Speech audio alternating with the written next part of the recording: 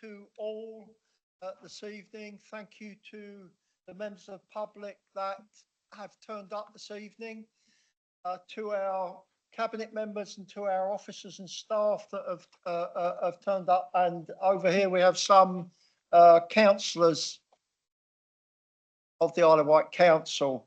A couple of just quick, it's going to be a long meeting. We'll have some pauses during it and we'll see how we get on. It is my intention to allow everyone that wants to speak and ask questions rather than speak. And I would remind you, please, to try and keep your questions at least as succinct as you're able. There are no planned fire drills. If there's an alarm, please exit the building via the stairs at the back, the way you came up. I think I saw some of you.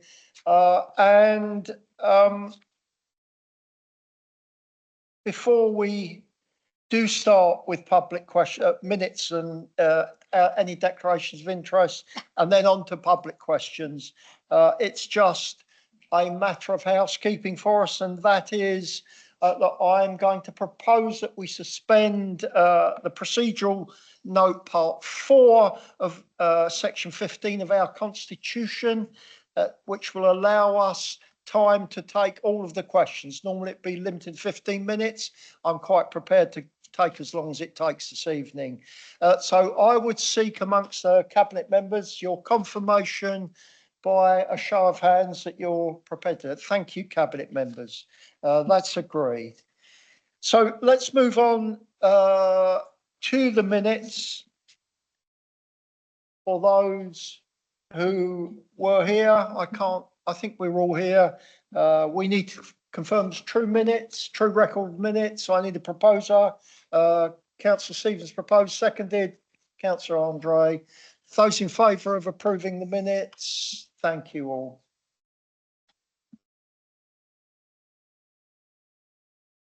And on to declarations of interest. Do we have any declarations of interest?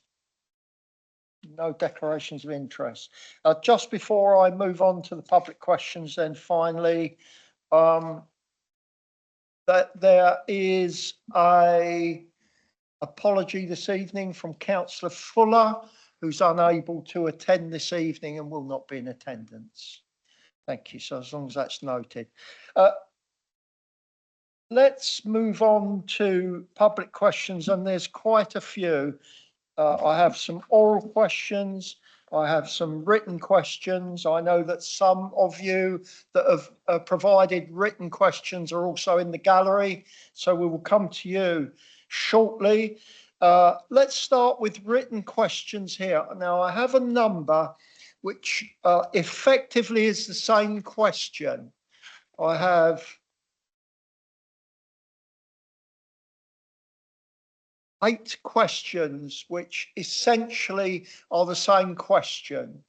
And what I would like to do is a brief answer and a response to that as the 8 questions. If we go through each question and I give the same response, we are taking up valuable time that could be spent later on in the meeting. So if I may, I'll read out, and they are all of the same nature. This question is just one of them, and it is from Joseph Leppard of Godsill. And he asks, today's vote is due to be taken by the 8 cabinet members. I feel that this is not a fair representation of the Isle of Wight views. Specifically, 3 council members are Ryde and 2 are Cowes. This is not a broad view of the island's geographic areas. Specifically, no one to represent Godsill, Wroxall, Ventnor area.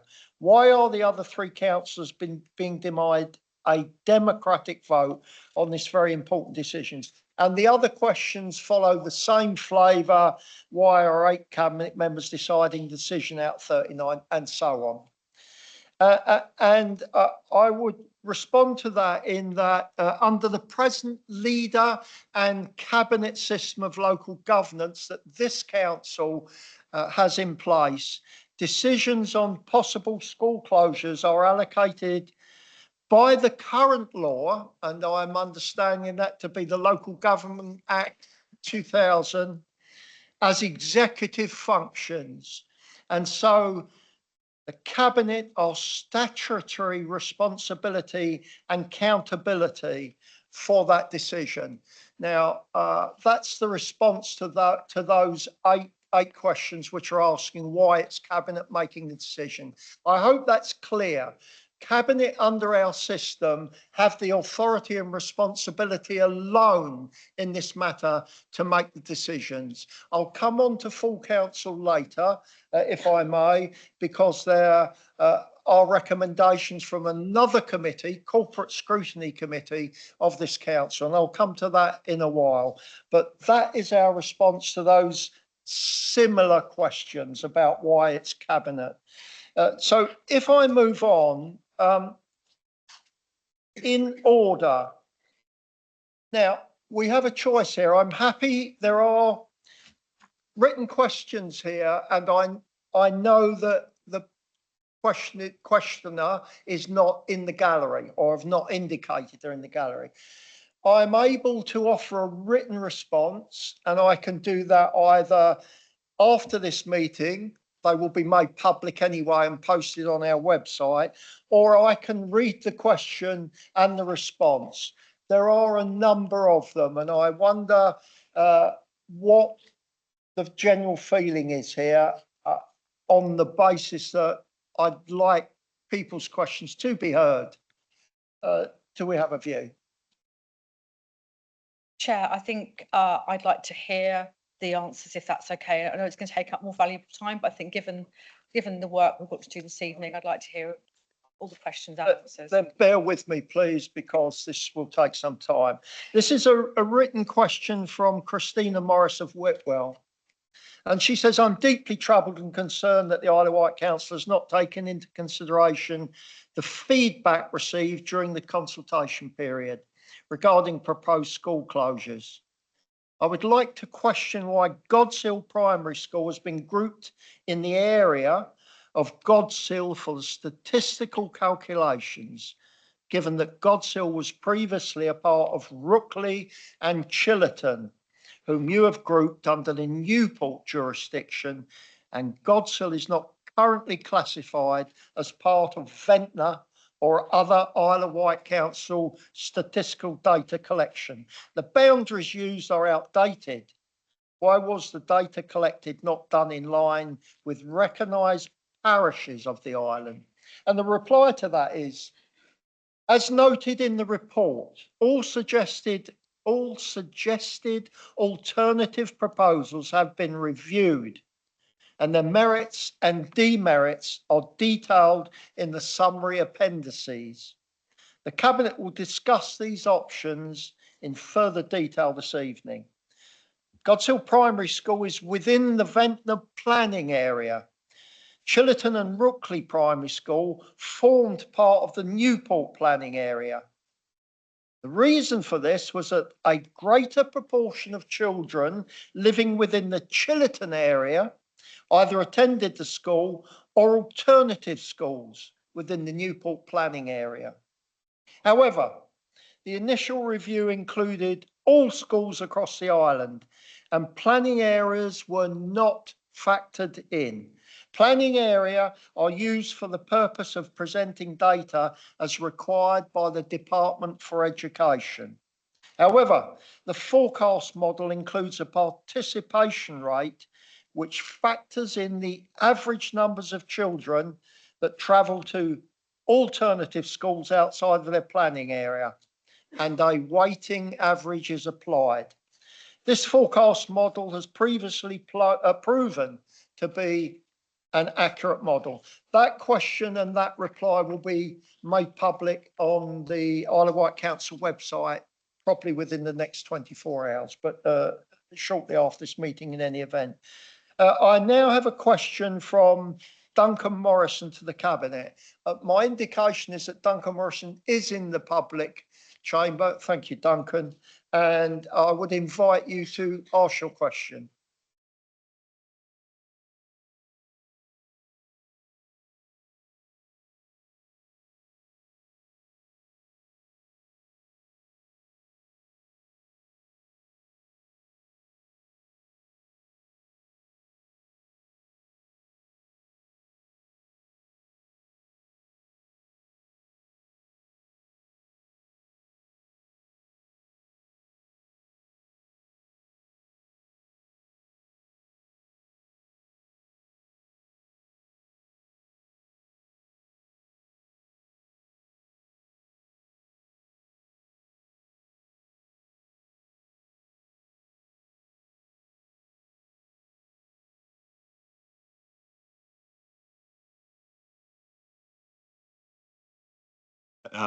Given that, thank you.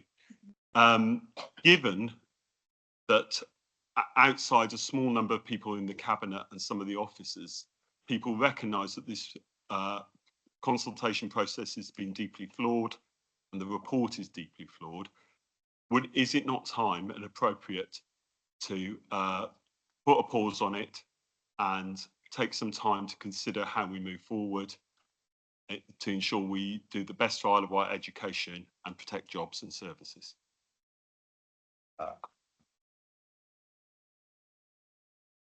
So thank you, Duncan, for your question. And the reply is that, well, thank you for your suggestion.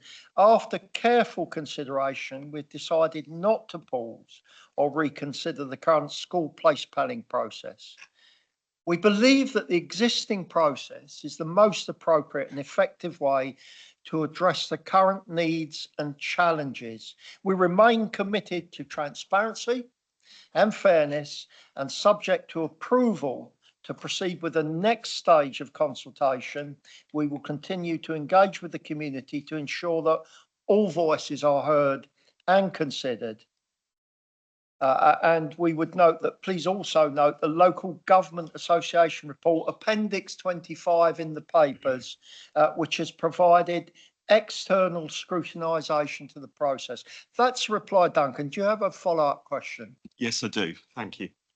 So it seems, so I wonder if you would reconsider that position, given your report, for instance, these are just some things I plucked from it.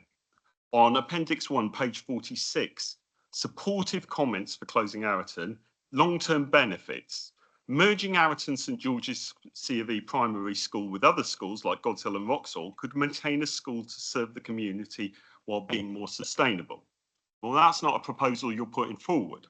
So it's not a supportive comment for closing Arreton, nor indeed God's Hill, nor indeed Wroxall.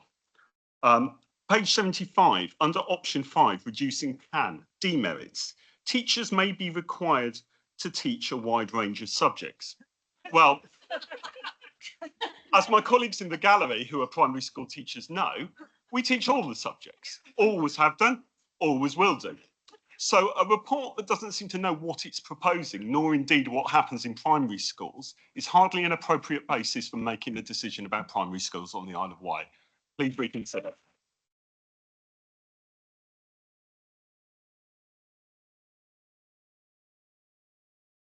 Thank you, Duncan, for that follow-up question. I'm going to move to Councillor Bacon for a response. Thank you, Councillor Jordan. The passages you've referred to, Mr. Morrison, are from a summary of comments that have been submitted. What the Cabinet have received, however, the full unedited, well, started from personal redaction, the full comments in relation to all the material submitted, whether in writing, online, or as part of the online submission. All those comments have been received and read, and they are the basis of decisions that we are going through. And in relation to those are what are taken into account in setting out and considering any alternatives. And those alternatives are presented in the appendices in the report, which deal with individual schools and will be referred to during the course of our discussion this evening. No, Duncan, look, the procedure is I've allowed you that you've put in a written question, we've answered it, and you're entitled to a supplementary, which you've answered. And it is time to move on to other questions, but there we are. Thank you. It hasn't been answered. That's the that's the Leader, if it helps, if the point that is being queried is, would we reconsider our position? I think that was answered quite clearly by the leader in the first part of the question, and I've tried to add. Okay, that's enough. I will deal with that I'm moving later. on to the next question. I'm quite prepared to hear everyone, and we've extended time, and we'll go on until we finish that. But we do need to be able to allow everyone to answer questions, and if it's a never-ending questions from the same person, we're not going to be able to do that. So I am going to move on. And the next question is from Dominic Alfonso of Cowes. And he says, Dominic is not the no. So it's clear that closing Cowes Primary will reduce education standards on the island. And in Cowes, both the short term and the long term. If this is not justification to keep a school open when so many other schools are underperforming, then I don't know what is. I'm left wondering what it would have taken for your consultation proposal, which was advertised as not predetermined, to have been changed. For example, what effort did you, the council, make to support the academisation, apologies for that, of keeping the school alive while reducing the financial risk to the council would have been an achievement to be proud of? Well, the reply to that is currently the island has 10,724 primary school places available. But the number of children needing those places is expected to drop significantly by 2027. The total number of primary pupils is projected to decrease from 9,300 in 2017 to 7,640 in the next 3 years. This decline has created substantial financial pressures, with school funding shrinking each year. The ongoing trend suggests that by March 2027, 22 primary schools may face budget deficits, potentially totaling £7.4 million or more. For every empty seat, schools lose about £4,500, impacting resources, opportunities, and the quality of education children receive.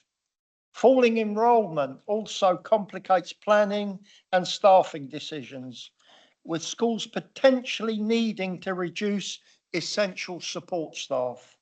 This directly affects the quality of education and the support of our children, as well as the ability to provide a rich curriculum experience. It is our view that if Cowes Primary School converted to an academy, this does not reduce the number of surplus places, and for the reasons identified above, is not a proposed option. That's the reply to that. As previously, that will be posted on the website shortly.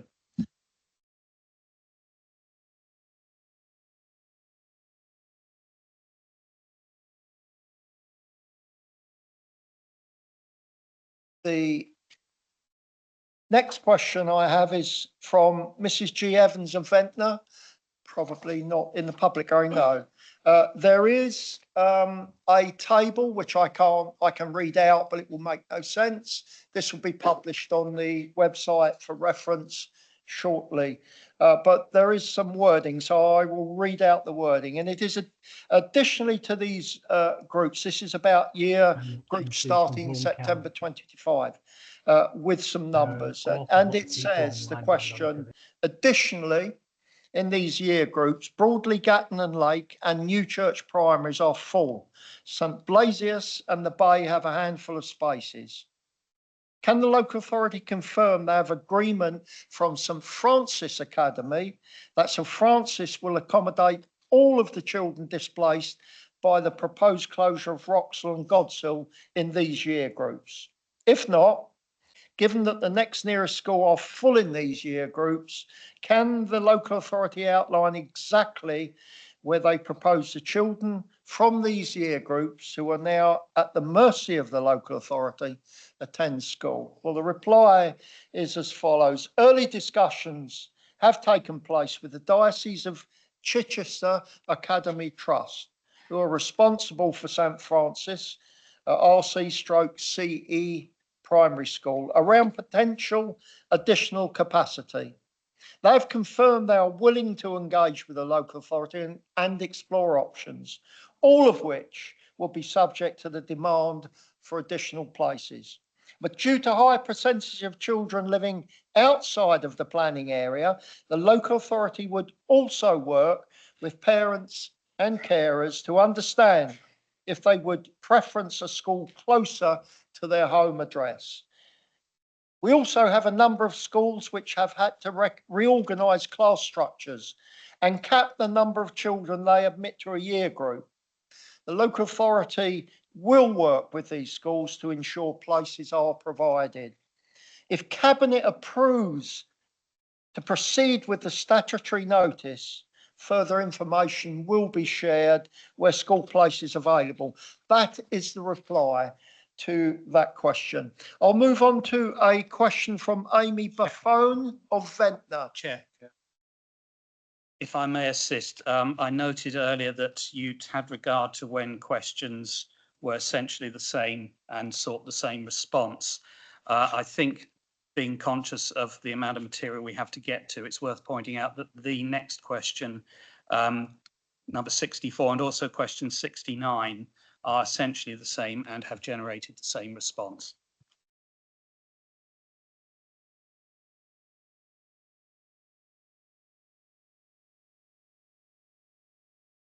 Thank you, Councillor Bacon. I agree. Those two questions will be posted on the website. They are essentially the same question that I just answered, and the reply is identical. So we will publish the question and the reply to that shortly. Thank you for that, Councillor Bacon. I'll move on to a question from Debbie Wilson to the Cabinet. Why are the Isle of Wight, Debbie's not there, is she? No. Why are the Isle of Wight Council still considering closing Cowes Primary? It is one of the few good schools on the island. Members of the council have stated that they would consider shutting such a good school if they had control to reduce the numbers in poorly performing academies. Now the Labour government have stated the Children's Wellbeing Bill that they plan to give the power to manage admissions back to the council. Surely that changes what the Isle of Wight Council should be doing with schools in the Cowes area. The reply is that we acknowledge the recent statements regarding the Children's Wellbeing Bill about potentially returning admissions control to the council. However, until these changes are officially enacted, we must continue to operate within the current framework. Our commitment remains to make decisions that are in the best interest of all children and young people. Again, that will be made public shortly. The next question is from Robin Wilson to the Cabinet. Again, Chair, having looked through these reports, this is a situation where the same answer is generated by a very similar question. Thank you again, Councillor Bacon. Again, the question will be published. The reply is the same. I'll move on to a question from Catherine Arnold of Cowes, who may be in the public gallery. Thank you, Catherine. Would you like to ask a question? Hi, I would, but I've lost my voice. If you'd like to read it, I will be here in case of a reply. Of course, Catherine. And thank you for attending. Your question is that within the consultation process, Cowes Primary has been shown to be a high-performing school, unusually so for the island. It is well supported by the local community, evidenced by the fact that 65% attend as their nearest school, and it had the second highest percentage of people within the consultation opposing the closure. Within the report on Arreton Primary, one of the justifications for closing the school is that quality of education was ranked top priority for planning schools provision by the island parents and community. Cowes is a good school with good results. I think good is in inverted commas relating to an Ofsted report. The school roll has reduced significantly since being named for closure 2 years ago. Prior to this, it was financially viable. Should a good school be closed for financial reasons alone when other options are available and neighbouring academies are failing? And our reply to that, Catherine, is that currently the school has This reply has been given earlier. I'll read it once more. I should have noted this, but I gave this reply to a similar question, but I'll read it again. So currently the island's 10,724 primary places available, but a number of children needing these places is expected to drop significantly by 2027. Total number of primary schools is projected to decrease from 9,300 in 2017 to 7,640 in the next 3 years. This decline has created substantial financial pressures, with school funding shrinking each year. The ongoing trend suggests that by March 27, 22 primary schools may face budget deficits totaling 7.4 million or more. For every empty seat, schools lose £4,500, impacting resources, opportunities, and the quality of education children receive. Falling enrolment complicates planning and staffing decisions, with schools potentially needing to reduce essential support staff. This directly affects the quality of education and support for our children, as well as the ability to provide a rich curriculum experience. We recognise that in order to reduce surplus places, difficult decisions have to be taken, which could result in the closure of schools that may have been judged good by Ofsted or have greater academic results for pupils. The role of the local authority will be to work with and challenge other schools that are not academically strong. Catherine, that was the same response as before, but would you like a follow-up question? I just want it noted that I don't think any of the literature proves that children in classes under 30 actually do better. Smaller classes are actually more effective for educational attainment, and I don't think closing cows is the right option. As we provided our own options to you, it'd be really useful to have some feedback on that. Thank you. Thank you, Catherine. Jonathan, would you like to? I think any further comment will await when we at the Cabinet discuss Cowes Primary in full in a moment, and we'll set out the full information there. Thank you. Catherine, that will be noted, that reply, and published accordingly. My next question is from Amy Martindale. Now, Amy may be here. Amy, would you like to ask your question? Yes, I would. Good evening, Cabinet. I'd like to ask you, do you feel the proposal that you're voting on is fair and reasonable, such as out-of-date planning areas that are not changed in the last 10 years since 2014? Some schools have been exempt from the school planning closure due to being too rural. Actual words of one of your Cabinet members presented tonight. Other proposal solutions seemingly ignored. Chiltern and Rookley are promising writing set to be broken. Confusion and unknown of alternative schools and where siblings will be located together. Incorrect data values in the report. If you do, then please provide us tonight with correct data and clarity around these areas of concerns that the whole of the community on the Isle of Wight have with the council. Thank you, Amy. And our reply is that all of the points above that you've made have been reviewed and will be considered by this Cabinet. As noted in the report, all suggested alternative proposals have also been reviewed, and their merits and demerits are detailed in the summary appendices. To confirm if a school is proposed for closure and children are relocated to alternative schools, there is an expectation that siblings will be offered school places together.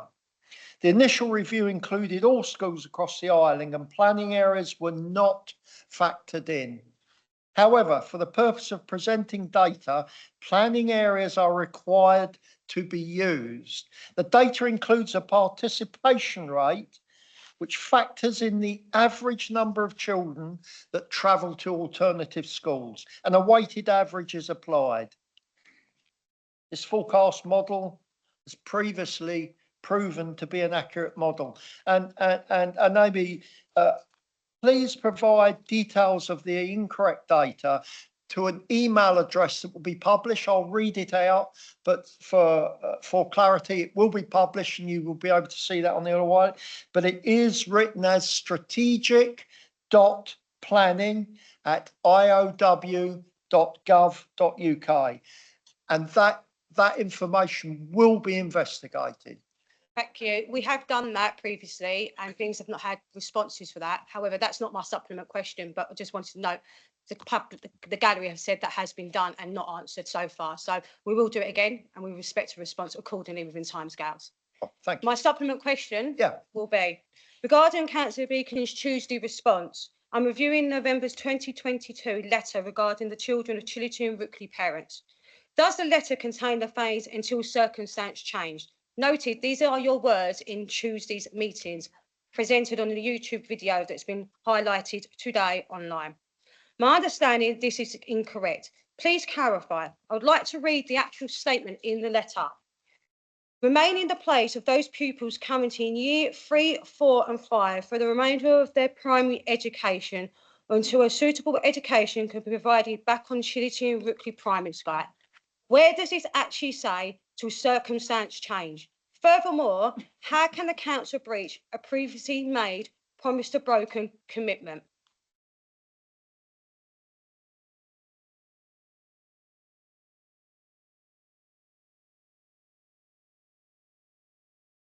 Councillor Bacon. I've not seen the video that's been referred to. This matter was discussed at some length at the Scrutiny Committee on Tuesday evening and recommendations before us in relation to that. I think it most appropriate that we address that fully and properly when we get to the consideration of the position of God's Hill School subsequently in this meeting. Just to clarify, the video I'm talking about is the YouTube Isle of Wight video that's launched for community security meetings. So it's your words that's actually online. I was present that day. The question was asked by Susie. You challenged it with circumstance change. That's the question I'm asking you.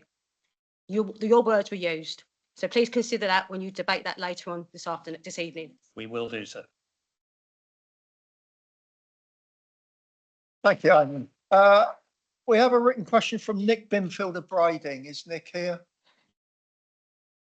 Nick's not here. Nick's not here. I'll read it. The report on place planning contains many material inaccuracies and omissions in its final form, coupled with significant concerns around this entire process. And as such, I seek the following clarification. I think that should be assurances. What assurances are Cabinet able to give with a high level of confidence that all statutory procedures have been followed correctly throughout this process? If Cabinet is unsure that it can give these assurances, would they consider a pause on the process in order that a full independent review takes place alongside an attempt to solve this problem collectively and with all Island head teachers? And the reply is that Cabinet is committed to correctly following all of the required statutory guidance and regulations as identified within the legal section of the report. And therefore, we do not feel it's appropriate to pause the process to undertake an independent review, as this would only add further delay, leading to greater financial pressures for our schools, which will ultimately impact on the quality of education our children receive. And again, as I read out at the previous question, please provide details of the inaccuracies to that address again, strategic.planning@iow.gov.uk, and they will be investigated. The next question is from Tricia McCourt. Tricia's not there. What provisions have you made to accommodate the children from Cowes at Gurnard Primary? I understand that there is no room for this amount of children at Gurnard School as it is already full. Where is the evidence that these children can be fully integrated into Gurnard School without severe disruption to their education and well-being? The reply is that in collaboration with Gurnard Primary School, we are exploring various ways to accommodate additional pupils should this be required. This includes considering the provision of temporary accommodation at the Gurnard site and or utilising the existing Cowes Primary School site. The final decision will be made by the local authority in consultation with the chair of governors and the head teacher. Now I have a question from Janet Purcell of Whiteley Bank. Is Janet there? Thank you, Janet.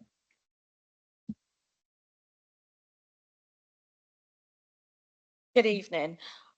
My question is, why has the merger that was suggested in the consultation by a lot of parents between Wroxall, Arraton and God's Hill been dismissed? And the reasons being in the demerits, to me, don't seem right. I mean, it says on here about losing the heritage of schools. If you shut all 6 schools, you're going to lose the heritage of all 6 schools. If you was to amalgamate the 3 schools, you can amalgamate the heritage. If not, it goes. You cannot replace it. It also says about the joint staff instructor. Now, if you're going to shut all 3 of these schools, you're going to lose all of the staff. So if you're going to amalgamate the 3 schools, you at least keep some jobs, which I know isn't a good thing, but it's better than losing all of them. It says also, presumed God's Hill Primary School would be the central school. None of us have said which school and which site would be the best one. That would be for the council to decide and pick the best option to house all of those children. And it says also about the management resources, which would be careful consideration to avoid disruption during the transition. Well, it's been done by God's Hill with Chillerton and Rookley. It's been done previously when the West White schools were merged, and that worked. So, you know, put your heads together, use the people that have done this before to help with that, and hopefully it would be a success. And I think that's what.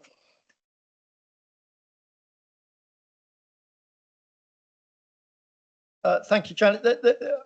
Thank you for the question. It differs slightly from the one I have here, but it's okay. I did have to differ that slightly because, in all honesty, I was quite angry when I wrote that question, and I feel some of the things wording are maybe a bit inappropriate, but I do feel that you've seen that yourselves. But I'm putting it in a polite way now. Thank you. Deal with that. Yes, thank you, Leader, and I note what the questioner says. I think the spirit of the question is the same, though. The answer that had been prepared, I will read, says, as noted in the report, all suggested alternative proposals have been reviewed and their merits and demerits are detailed in the summary appendices, but I would ask that we see how this, what happens when we consider this situation when we come to the consideration of schools subsequently in the debate we're to have before we make any decisions. Thank you, Jonathan. I think that's understood that we're going to consider this later, but we're answering the question now. It may be that the answers to the question come later in the meeting. Do you have a subsequent question? I was just going to say that this does quite heavily go on the demerits of actually putting them and not the actual what could be achieved, because you could achieve actually something quite spectacular if you put all 3 schools together. But that's my opinion.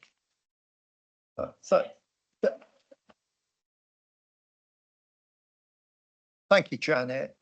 Jonathan, do you want to have a go?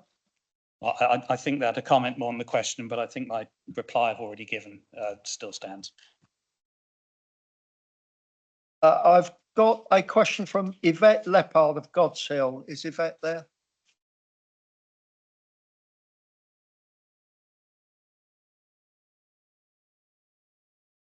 Hello. My question is, the final decision for these school closures is due in February. Parents will then need time to view other schools before submitting choices. Admissions will then need time to assign schools to hundreds of children, taking into account parent preference, location, and the promised safeguarding of friendship groups.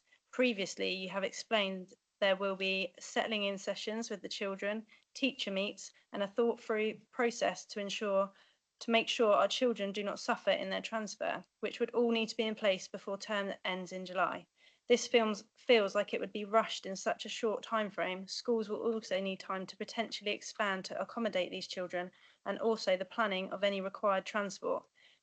Do you please have a detailed timeline for 2025 with dates as to each stage? Thank you, Yvette. And we will reply as follows, that should a decision be taken to close the school during the spring term, parents of any school proposed for closure would be requested to confirm whether they wish for a place at the proposed successor school, for example, Gurnard Primary for parents at Cowes Primary, for example, or whether they wish to preference an alternative school. This process would enable effective collaboration between the closing school and the schools that pupils are transferring to during the summer term 2025, so that the transition is smooth. We absolutely understand that the well-being and transition of the children is going to need careful planning and consideration throughout this process. Please be assured that if any decisions are taken to close schools, we will be working closely with those schools, the parents, the carers, and any other required agency to support a smooth transition for all children. That's our reply, Yvette. A follow-up question. I do, yeah. I just wanted to comment that I think it is unfair on the parents at the moment where there isn't really a detailed timeline. Even that doesn't give kind of dates and how long each process would be. And that obviously is causing anxiety and panic among parents. But my supplementary question is that I wanted to query an answer to the question you gave me on Tuesday in scrutiny regarding the projected deficit costs for Godshill Primary School. Many schools across the island are predicting deficit budgets, and if our amalgamation proposal was agreed, deficits in this area, including predicted transport costs, would be significantly reduced. Godshill has already increased their numbers this term with at least 9 new starters since September. As of yesterday, our school numbers are increasing. More than half of these students have transferred from other island schools, including from those schools which have also been named for closure. Godshill remaining open could then take in the children from the central rural area, a decision some parents have already taken. Not only will this mean fewer surplus places, but going forward a larger budget share, negating the current projected deficits for 2025-2026 onwards. This, coupled with the elimination of the £192,000 of year-on-year travel costs for Godshill, surely questions how much the council will actually save in the coming years. Therefore, I would like to ask again, why do you believe that the closure of Godshill Primary School would save the council money, seeing as our deficit is not more than other schools, our pupil number is increasing, and our travel costs are extortionately higher?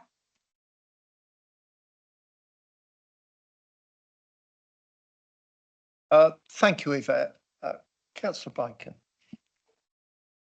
Thank you. I'm not going to comment on the specific financial figures that have been put forward there. I think the figures that were put forward in relation to the question asked on Tuesday were correct. But I think it's best at this stage to say that the general thrust of the question I will address that when we get to dealing with individual schools in the main debate before us this evening. I disagree that I have been told that the figures are incorrect. Okay. We will address some of those concerns later on in this meeting this evening. Thank you. I have a question from Omar Laksasi, I think that is, of Godshill. So the question is, a phased merger of Godshill Primary, Arreton and Wroxall Primary Schools offers the most sustainable solution to address declining pupil numbers and underutilisation in the Ventnor area. This approach consolidates resources, reduces operational costs and enhances educational opportunities for students, including access to improved facilities and shared expertise. It minimises immediate disruption disruption to families, especially those with vulnerable children, and provides staff more time to secure alternative roles in a phased approach. Of the 2 suggested schools, that's Knighton and St Francis, Knighton is currently full. St Francis is also highlighted in the council report as underperforming and will not have space for all displaced pupils, leading to increased transport costs and challenges further afield. Considering a merger is the most strategic and equitable choice for the future of the central rural area, why are you discounting this without due diligence and votes from all council members? And our reply is, as noted in the report, all suggestive alternative proposals have been reviewed and their merits and demerits are detailed in the appendices.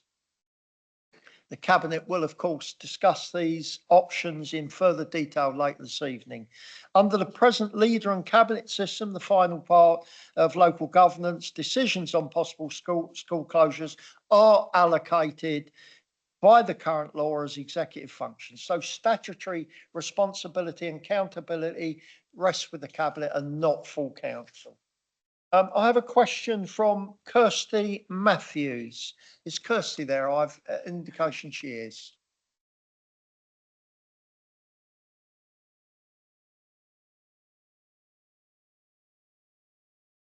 Hi.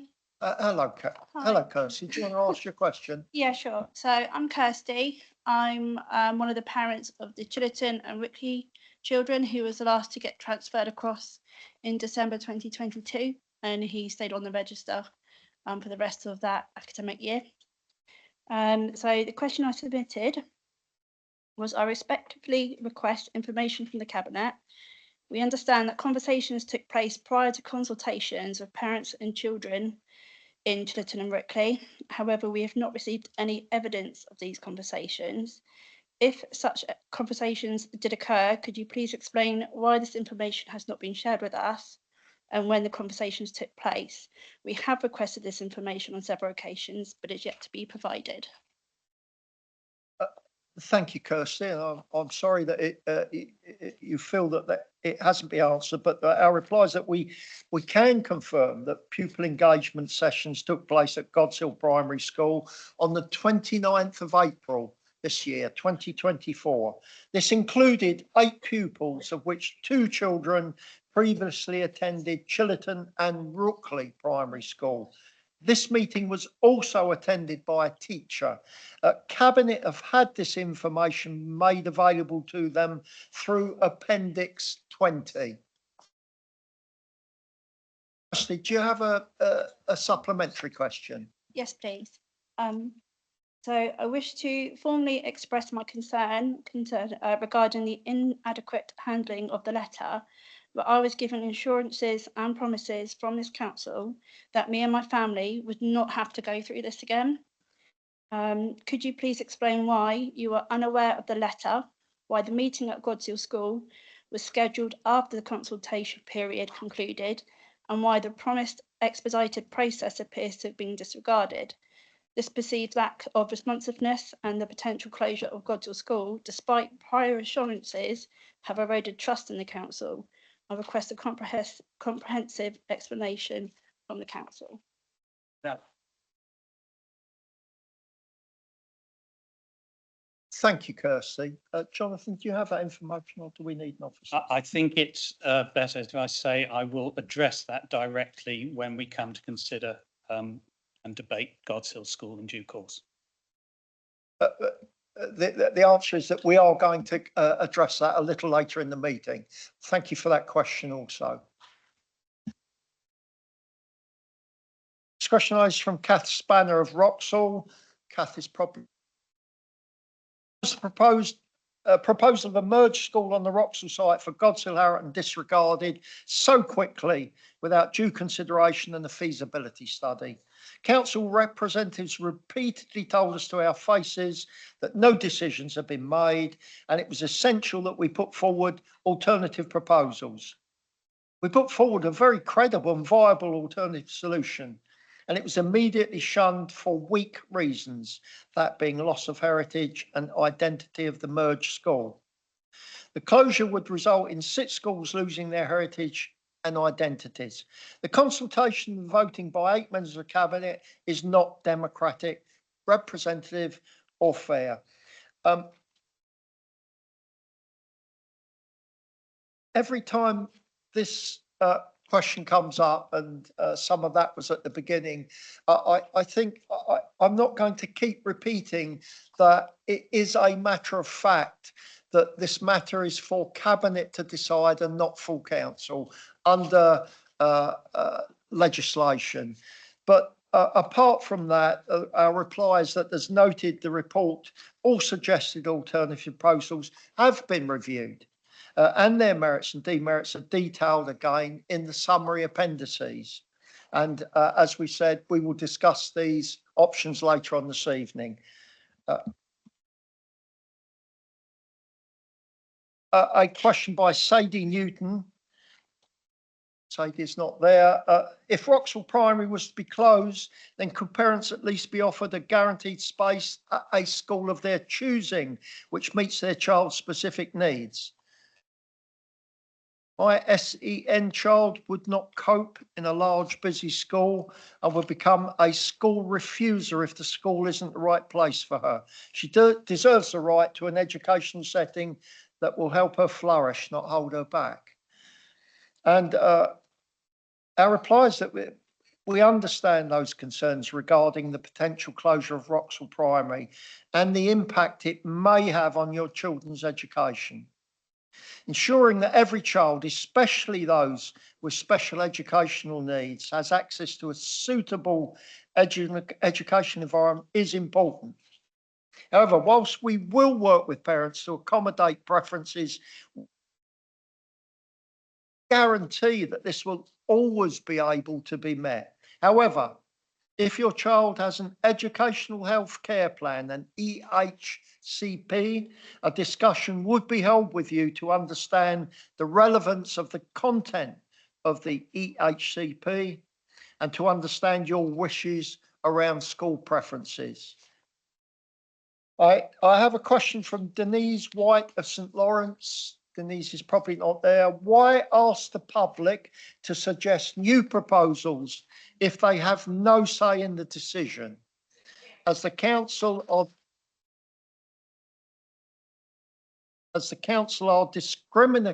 discriminating against us to suit their own agenda. And our replies is, as noted in our report, all suggested proposals have been reviewed and their merits and demerits are detailed in the summary appendices.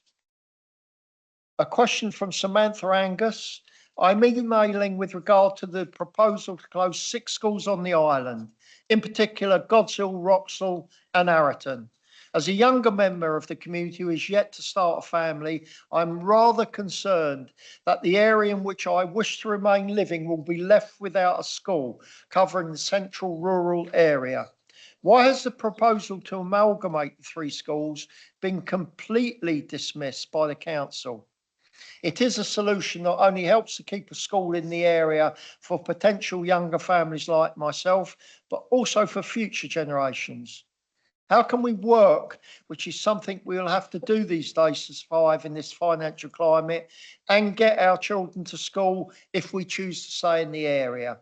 You will cause immense problems for the younger generation by not considering the amalgamation.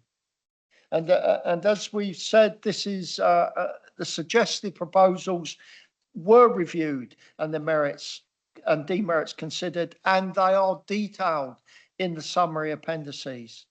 We recognise the difficulties that working parents face, especially in the current financial climate, and the importance of having accessible schools, particularly in rural areas. But the Cabinet are going to discuss this option further later this evening. A question from Kirsty Angus. Chair, I think you'll note that the question and response are exactly the same for the next one. Again, that will be published, the question, but the reply, it's of a similar nature and the reply is identical. And I believe, although Diane Barker may be here, is Diane, would you like to ask your question?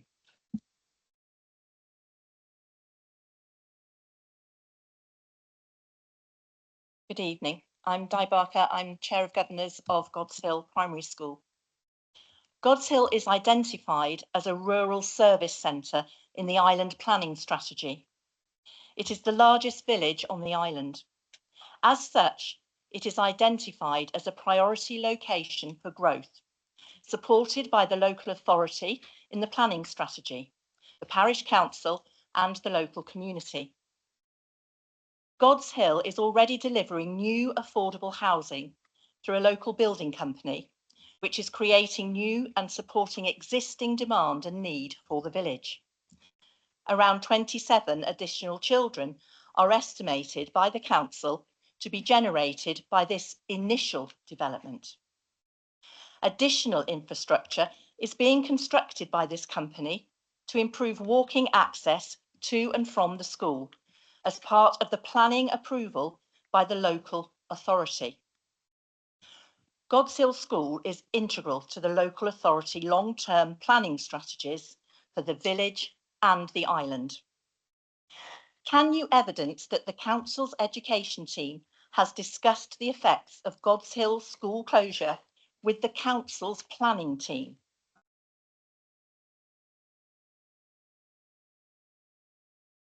Thank you, Diane. Our reply is that we understand the importance of schools within the local community and in particularly rural areas. Within the school place planning review, due diligence has been undertaken in many different areas, but as you know, consideration has been given to the proposed housing developments also in areas.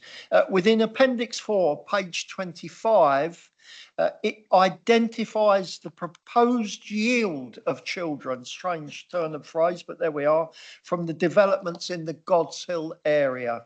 To confirm the potential yield of children from these total developments is 27 primary age children aged 4 to 11. That's our reply to you, Diane. Do you have a follow-up question?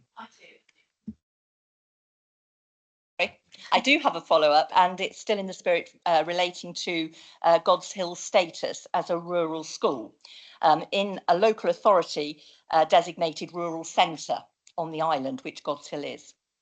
So when challenged, we have repeatedly been informed by education officers that they acted upon legal advice relating to the rural school's legal guidance.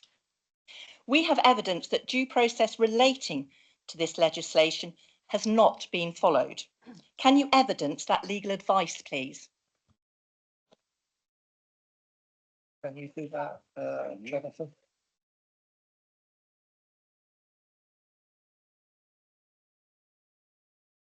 I may look to Mr. Whitaker for some operational detail on this, but of course, in respect of all those schools that have the national designation, as it is, of rural schools, the additional criteria that must be considered is set out in the relevant appendix of the report, and analysis there follows. So my understanding and belief is that the guidance that is set out by the DFE has been followed, and that is evidence there. In terms of specific legal advice, it may be that Mr. Whitaker can add something else to that. Thank you, Ashley. Would you like to just add something to that? Thank you for the question. Throughout the process, colleagues have worked closely with both internal and external legal advice, and we believe that all aspects of the process do adhere to statutory duties and the legislative framework of that and other statutory duties. Thank you. I have put a freedom of information request in for that evidence. And if I could just, to clarify, yes, some children were seen when Mr. Whitaker first came to our island and visited our school. They did have chats with him. And yes, 2 of those children were from Chillerton and Rookley, but those conversations were not relating to the closure of God's Hill School. Thank you. Thank you, Diane. Thank you, Diane. Those comments are noted. I have a question from Karen Darby. Hello, Karen. Would you like to ask your question? Basically, it's a question that's been already asked lots of times about the alternative proposals not being discussed and basically being carried around and dismissed with no good reason. And I still do honour that your responses in the document are not good reasons and are not really detailed at all for why. But I know what your response is going to be, because it's going to be exactly the same. So actually, I would like to just mention, do you think it is a good thing to have such a big gap in the central rural area without a school? We are looking at, from St Francis to Barton, 9.4 miles, and from Newchurch to Brighton, 13 miles. That is a massive hole with not one primary school in it. That's what I said.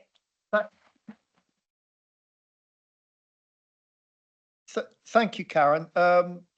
Was that a supplementary question? Yes. Yeah. So the written question will be published, and as you said, it's, we've considered all the proposals, and we're going to note it later. But Jonathan, would you like to talk about the supplementary question? Yes, of course.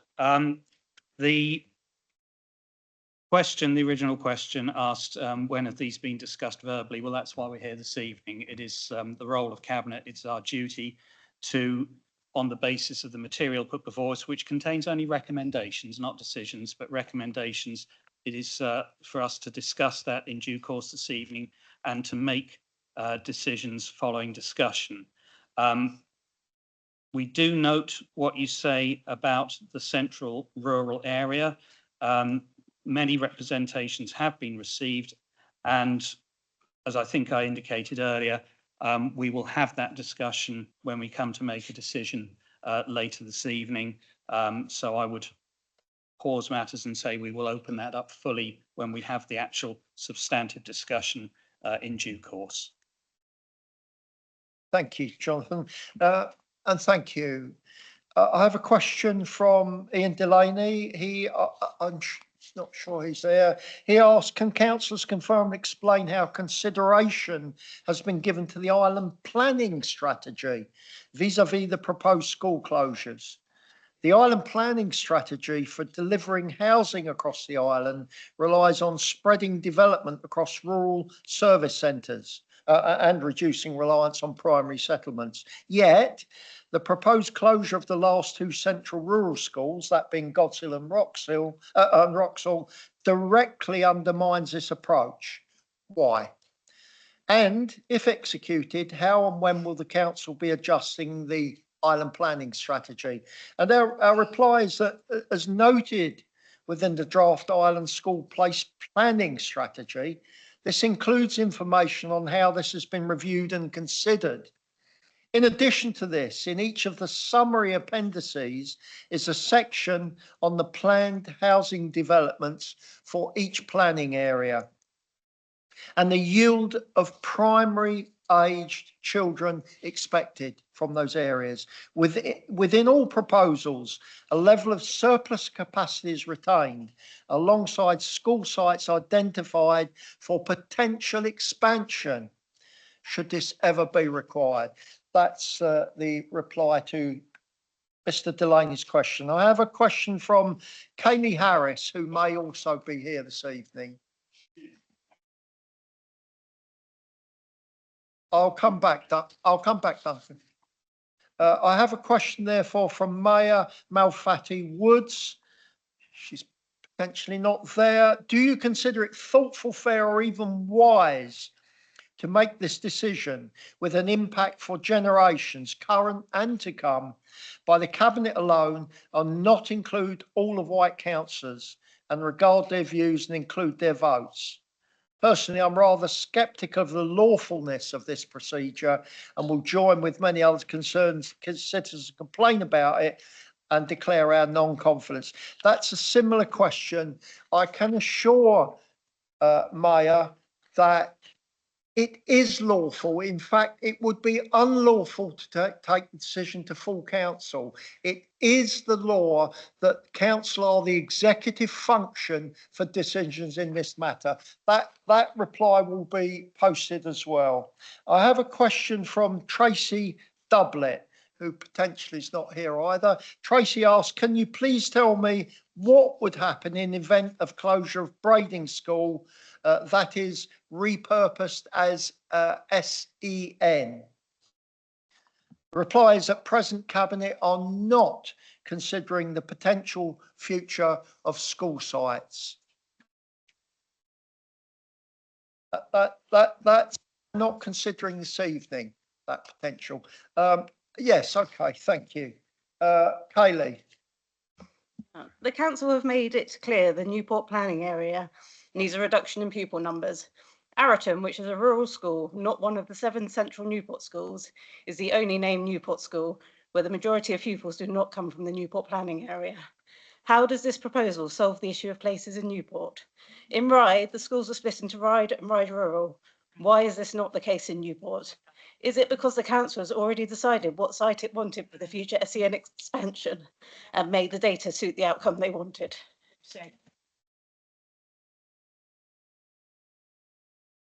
And thank you, Kaylee, for that. And our reply is that the school place planning review is an island-wide, and whilst data is presented in planning areas, the data has been analysed on a school-by-school basis.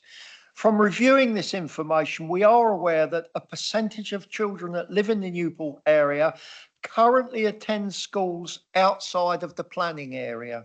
Therefore, by proposing the closure of these schools, we could see an increase of demand for places in the Newport area in the future. Having regards to consultation responses, the consultation information being considered by Cabinet does not consider any potential future use of the school site. And at request of Cabinet, we have information that ensures any feedback or responses that reference this were discounted. That is for the meeting this evening. That is not about any future Cabinet meetings. Kaylee, do you have a supplementary question? Yes, I do. What did the council put in place to engage properly with the affected pupils since September this year? The school meetings were not addressed to pupils and the online form was not child friendly for them to access and fill out. It felt more like a box ticking exercise rather than really finding out the day-to-day impact on the mental well-being of these pupils that staff, parents and carers have had to manage since the beginning of this school year. Safeguarding our children and meeting our children's needs is paramount in all we do. These children, their parents, carers, the community and the staff all matter. They are not just data, they're people who have been deeply affected by this process, yet they do not seem to have been consulted properly on it.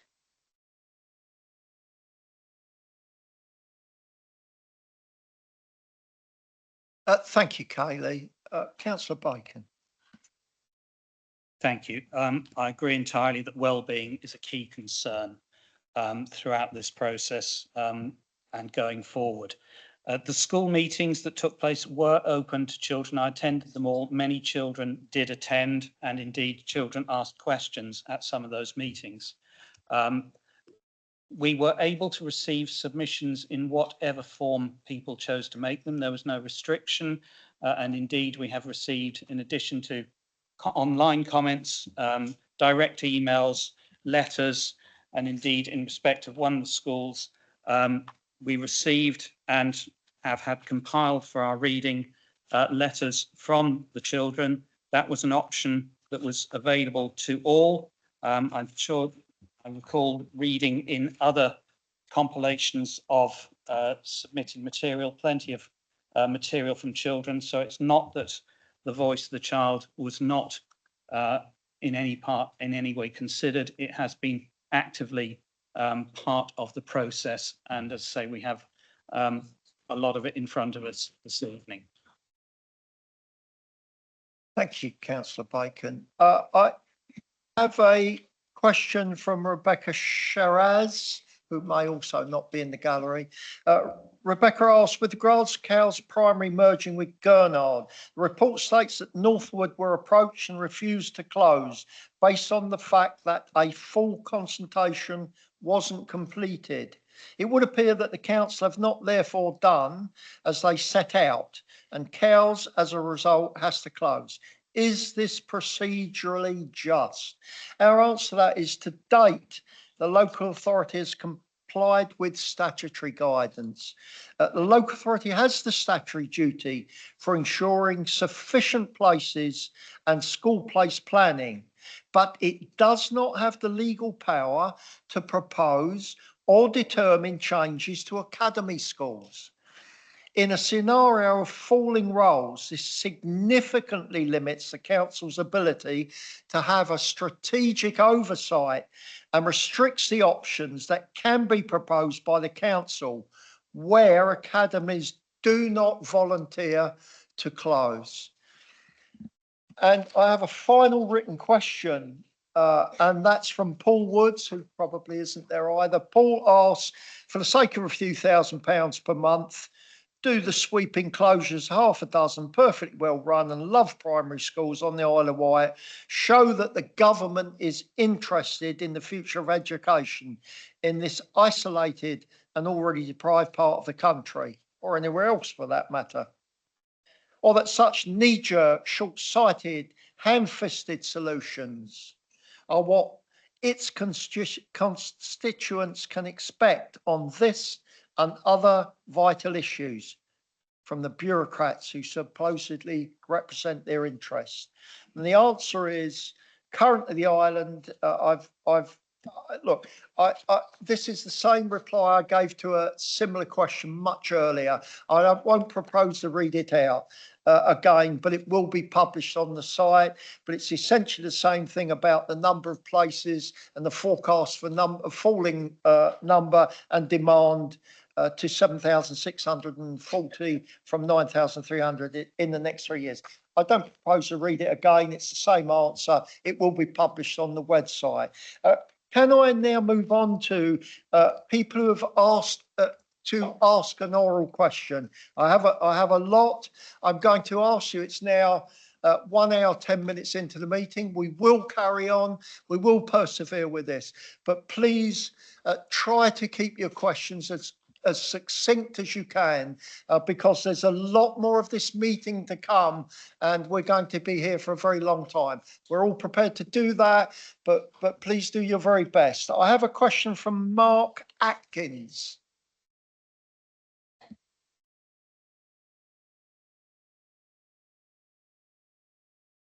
Thank you, Mark. How you doing? You right? So I'm Mark from God's Hill. I'm going to keep it quite short and sweet. With God's Hill, they took in the Chillerton and Rookley kids, and welcomed them in and made it a safe environment. Surely by closing God's Hill, you're losing that experience, wealth of knowledge that could help you in this process of helping out lack of spaces. By closing God's Hill, it takes that away from it. I find it a bit baffling and a lack of common sense to do that, because you're going to need all the help that you can get. Thank you, Mark. Jonathan?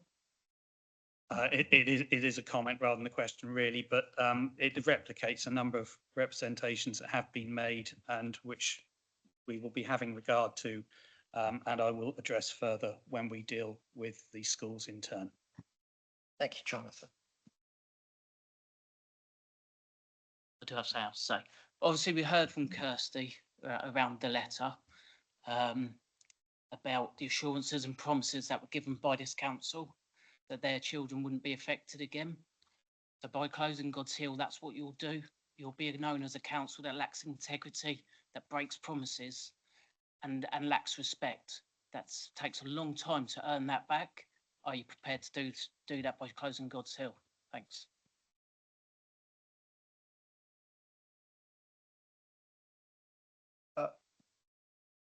Again, we are starting to repeat a little, but I undertake to fully address that when we deal with the individual schools shortly.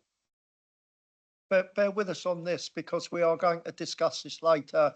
It's not an attempt to avoid answering that question in full, but it will come up later. So thank you for your perseverance and bearance on that. I have Beverly,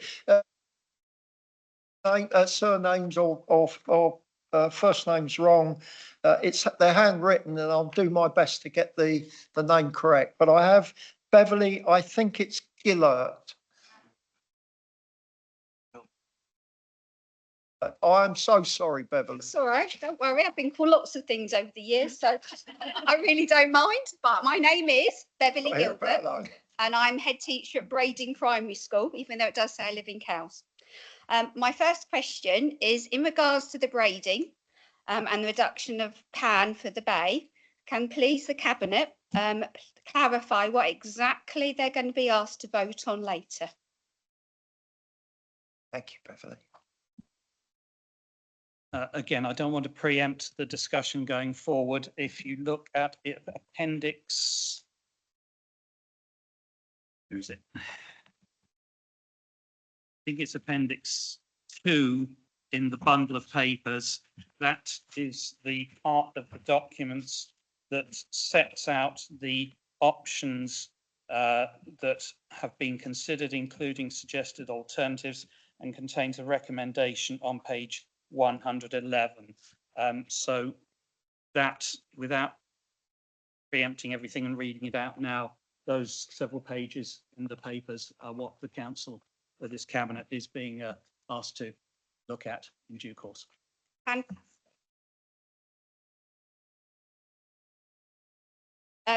can I just read that out then, please? Because it says here the council considers that allowing surplus, I'm reading it on the closure of Brading Primary School, reduce the number of surplus places on the island. So that would immediately for the closure. That's code 111. On 112, it says in addition to the reduction of the planned emission, numbers of the Bay CE Primary School we've been consulted on upon the next academic year in line with the emissions code. So my question, my first question is, and the understanding of what says at the beginning of the page is proposed closure of Brading and the reduction of PAN. However, on page 1112, it says that the Cabinet are not going to be asked to vote on anything in regards to the Bay Primary School. Can I carry on? Is that all right? Brilliant. So therefore, I think there's a question in there. There's an element of cherry picking there, but the full recommendation.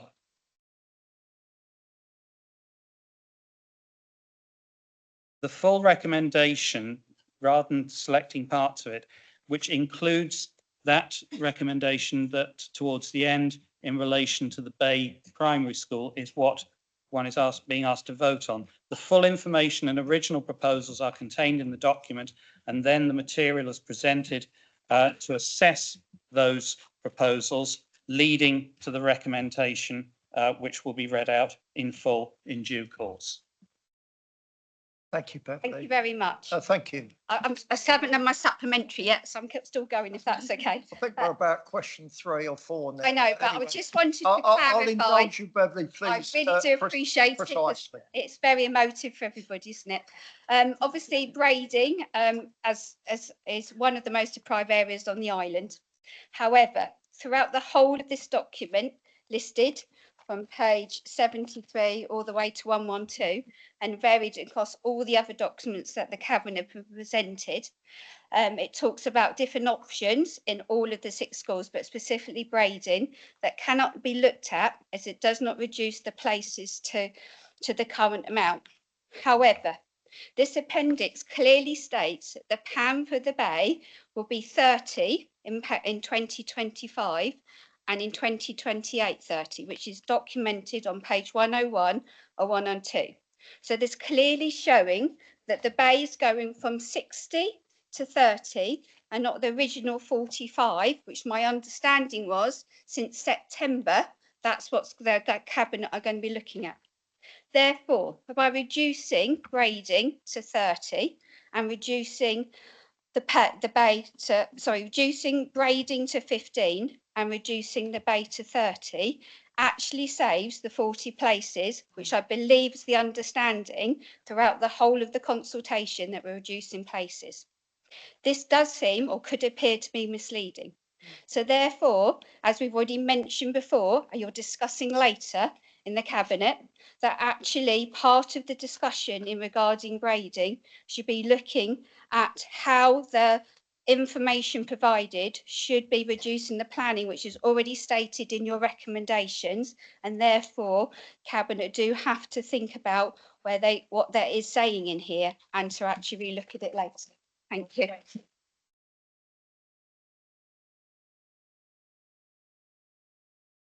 Thank you, Beverly. I think that was essentially directing us to what we need to consider in due course, which I'll be opening up to Cabinet, and we can probably ask for Mr. Whitaker for some of that detailed analysis. Thank you, Beverly. This will come out in our discussions later. I've got Kate. Is that Bensos? Benson, perhaps. Yeah, Kate Benson. I'm a trustee of Brading Community Partnership. There is recognition in the Equality Impact Assessment that Brading Primary ranks highly on the deprivation scores. In fact, Brading as a whole is first in the poverty strategy as the most having the most deprived residents at 10%.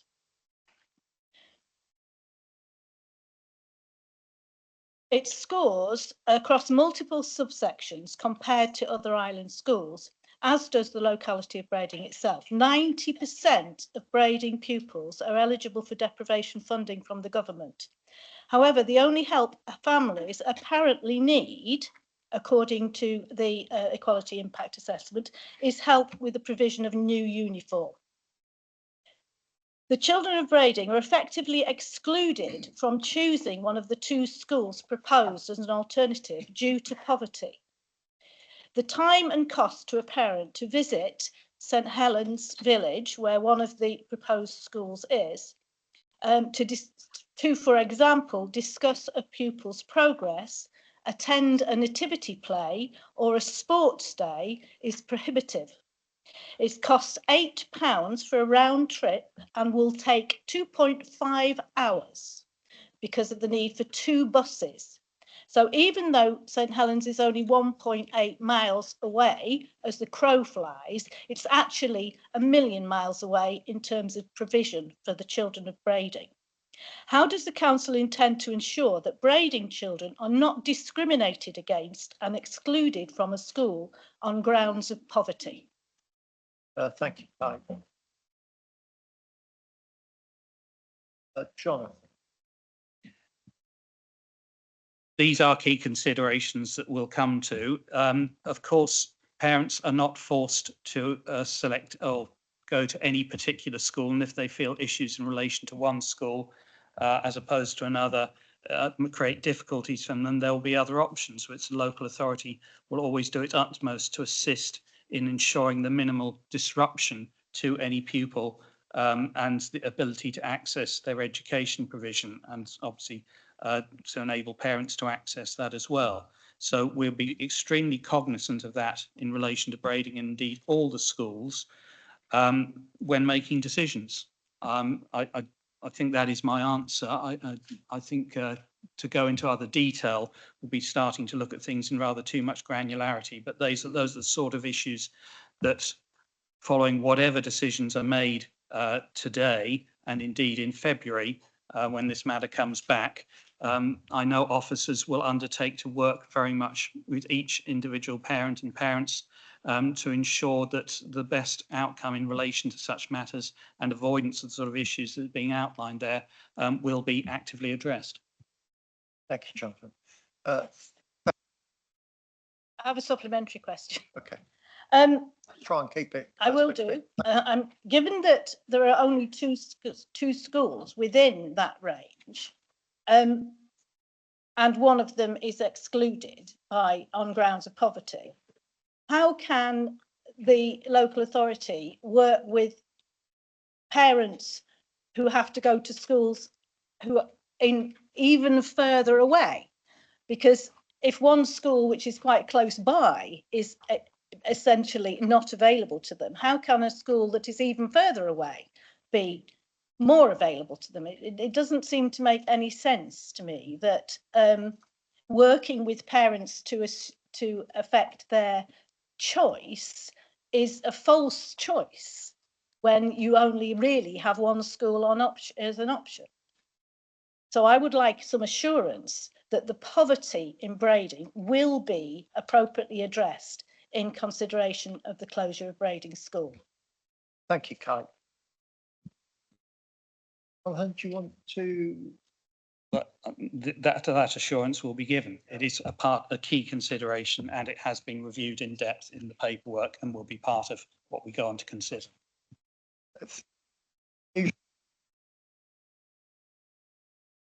I have Mark, I can see you there, Mark Chiverton.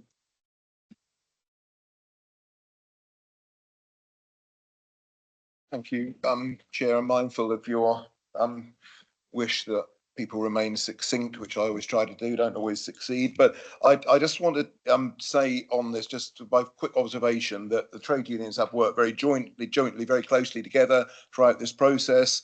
And I've got to say that we've been to meetings, not just the staff, but of parents, of community groups. I cannot recall a single issue in 40 years in this role that has caused so much disquiet, unease, and a sense that the whole credibility of the council is being undermined in the eyes of its staff and the public. And I regret to say that. And given that sense that the aspects of the report are flawed because of inaccuracies, given the fact that there's a sense that this isn't a genuine all-island review and that academies, the position of academies haven't been properly taken into account, given the massive impact and the loss of skill in terms of staff, the number of staff that could be made redundant, as many as 300 people in total, given the massive disruption in terms of pupils and the many practical issues still to be resolved, and the particular impact on children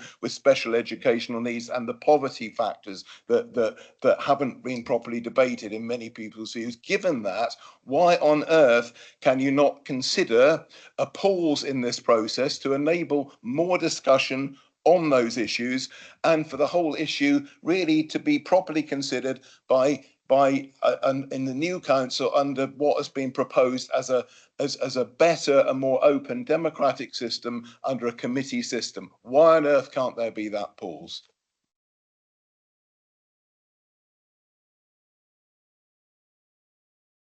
Jonathan.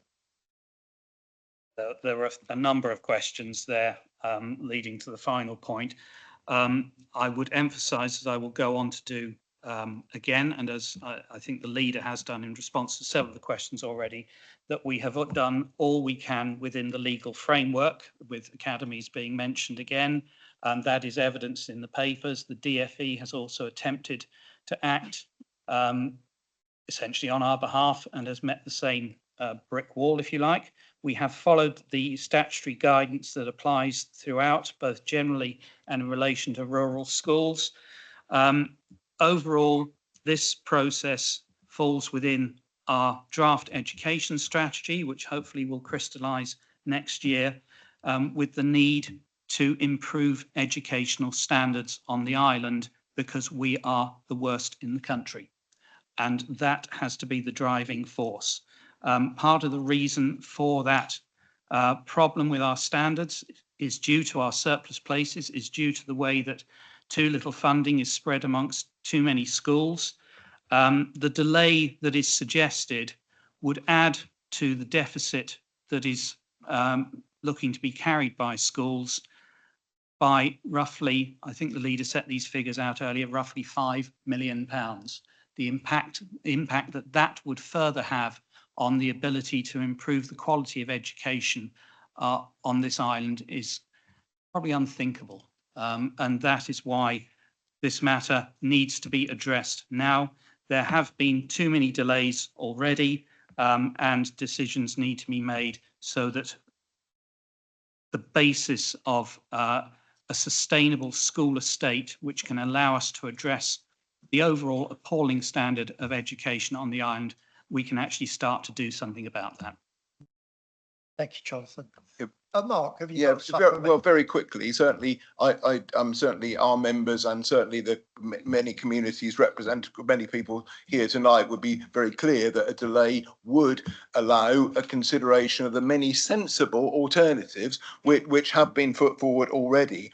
And can I just ask, you know, does Councillor Bacon and others, do they recall the fact that in terms of the last major school reorganisation, at that point, there was a much more measured time frame, which actually included a period in which there was a local election, in which there was a full and open, transparent debate around the future of the island school system. Does Councillor Bacon and do other members of the Cabinet recall that historical reminiscence? Some do. I'm sure I know Councillor Stevens sat beside me. That doesn't probably Councillor Bacon. Do you want to respond to that, Jonathan? I do recall it, but we are getting into the elements of repetition. Alternatives, yes, lots have been put forward and they are all set out and considered in the papers. None have been rejected yet because we have not made decisions. That is what comes later in this meeting. And I think that was the point made, wasn't it? Was there another point? Sorry. I think it was about in 2009, this was a central issue in terms of that local election. I've explained the issue in relation to delay and why, you know, even we're at the stage where even a few weeks, a month might add an extra year to this process, and that massively increased deficit to the schools is looming. This has not been a rushed process. I think I said on Tuesday that I came into this role roughly 14 months ago. This has been the issue I've been dealing with pretty much every day since then. Mr. Whitaker and the other members of the education team arrived in February, and they too have been swamped by this issue ever since. There's been engagement, consultation, assessment, analysis throughout that time period, and to delay any further, not just the financial risk that gives, but the continuing further uncertainty that that would create is something that I know a lot of people have commented on. And while there are those who are directly affected by this, who very much support this idea, there are many, many out there, and I'd suggest many more, who say, get on with this, because the effects of it will be worsened if you delay, and the impact of that delay will seriously damage education and the economic future of the island going forward. Thank you, Jonathan. Thank you, Mark. I appreciate your succinctness. I have Hannah Doyle. Is Hannah there?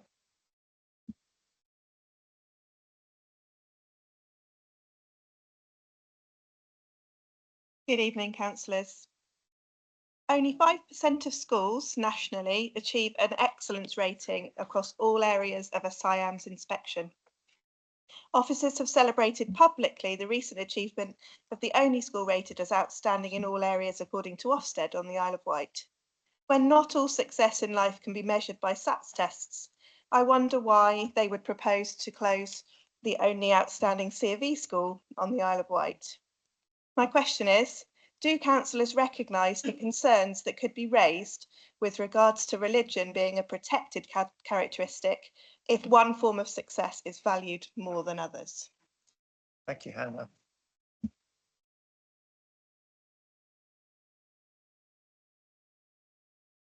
I think we recognise all aspects of this process, but we have to look, as I really was saying in response to the previous question, to the bigger picture here, and the fact that of, I think it's 150 or 151 education authorities, we are 150 or 151. So we need to look at that bigger picture and the need to be able to address and improve our educational standards. So that is really what is driving us here. As I say, I really appreciate it is difficult when one has that totally understandable tunnel vision of looking at your child, your school, your local village, the street where you live, to be able to step back and say, what about the whole island? What about our stance, our picture, our position, within the national picture of educational standards? But that is what needs to be done. And that is the difficult job that this cabinet and the officers who are advising us have to do, and why we are sitting here this evening about to make some, whichever way they go, some very difficult decisions. Thank you. Do you have a supplementary, Hannah? I do. In the equality impact assessment, it says, I quote, analysis has been undertaken to ensure that all pupils within our school would be able to continue a religious faith primary school education should they wish to. So following this analysis, how have councillors ensured they will be able to offer an easily accessible, which is recommended by the diocese, appropriate faith school, as it is not acceptable to just add cultural and religious activities and events into community schools as an alternative? Thank you, Hannah. It is something we would take account of, and obviously when we get to that stage of officers assisting and advising on education provision, faith is an important part of that. I think it should be noted that on the island we are currently over provided for, and even if all the recommendations in this report were to go through, we would still be I think either in line with or just above national average in terms of faith school provision within our area. So I think that's the answer. We are currently over provided, and it is something that parents will be closely assisted with going forward. And it is something, of course, that we are conscious with in approaching the decisions we have to make this evening. Thank you, Jonathan. And thank you, Hannah. I have Vicky Reader. Is Vicky here?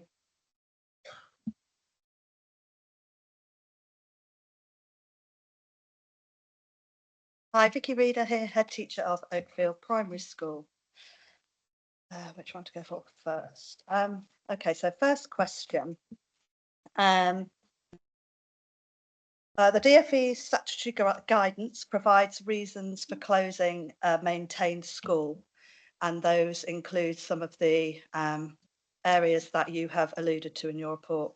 However, as reported in our comprehensive response to the consultation, it's made very clear that Oakfield is officially a school causing concern. This causing concern was something that we were notified of by the Department for Education following our third RI inspection. In relation to the recent change of government, the academy order that we had has been revoked, but only on the condition that we continue to work with the sponsored academy that we have, Hamwick. So therefore, being a school of causing concern, there are particular legal parameters around this. And Chapter 3 that was included within the comprehensive response demonstrates how it is unlawful for the local authority to intervene by means of closing Oakfield, even in the case of a local authority surplus place issue. And there's a judicial review recently in 2024 that also supported the case of a council losing this. So within Chapter 3, it states the local authority's gift and to close a school does not feature there, but in the intervention powers in respect of the Secretary of State, it sets out that they, under Section 68, do have the power to direct the closure of a school. So in relation to that, we contacted the Department for Education just to clarify. We have a connection, obviously. And they said that to check if they had any intention of serving a notice to the school to close for the reasons the local authority had identified for the school closure. They said they have no intention to revoke the current arrangement and stressed that there would be several steps before an order could be placed to close the school because of the clear and correct processes that would need to be followed before such a decision. For your information, the Department for Education's current position on the school. Vicky, we need to get to a question. I'm desperately trying to allow everyone to speak as much as possible, but we just need we've got to get to a question somewhere, please. Okay, I'll get straight to the question then. So, I just want to clarify that where this information was included in Oakfield's comprehensive response and has then continued to be named for closure, that the Isle of Wight Council are saying that they do not have regard for the law. Thank you, Vicky.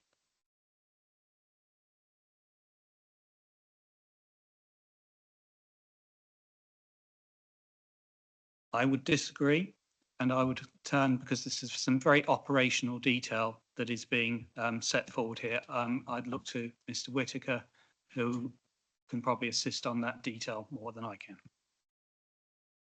Thank you for the question. We believe that the processes that we have followed throughout this process, will continue to do so, are in line with the legislation, and we've worked closely with the Department for Education throughout this whole process. Thank you, Ashley. Vicky, have you got a supplementary? Yes, I have. Would I be able to get the evidence of that? Because obviously, if we're both getting conflicting information from the Department for Education, that's really concerning, isn't it? Okay, so second question. Schools named for closure have raised numerous concerns about inconsistencies and factual inaccuracies within the report published so far.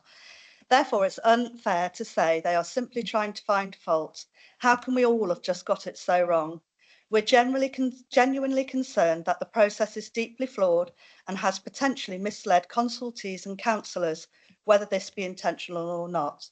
Unfortunately, if the school's concerns are not taken seriously, it looks like a judicial review and countless warranted cases of staff claims for unfair and constructive dismissal will need to happen for these to be realised.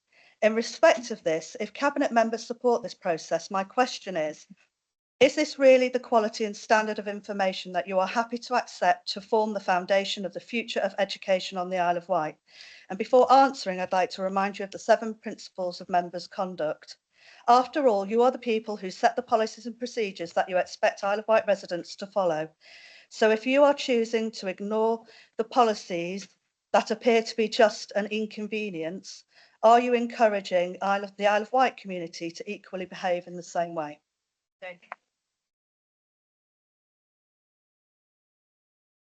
Thank you, Vicky. I don't accept the premise of the question. I think it's fair to say that the threat, risk, however wants to put it, of legal challenge has been made clear from a very early stage in this process. And so there has been an absolute consciousness of this throughout, and an absolute attempt, and I believe a successful attempt, to stick to the guidance, follow procedures properly and legally throughout the entirety of this process to date. And I'm sure that will continue going on from whatever transpires this evening. Thank you, Jonathan. I have a question from Becky Howlett.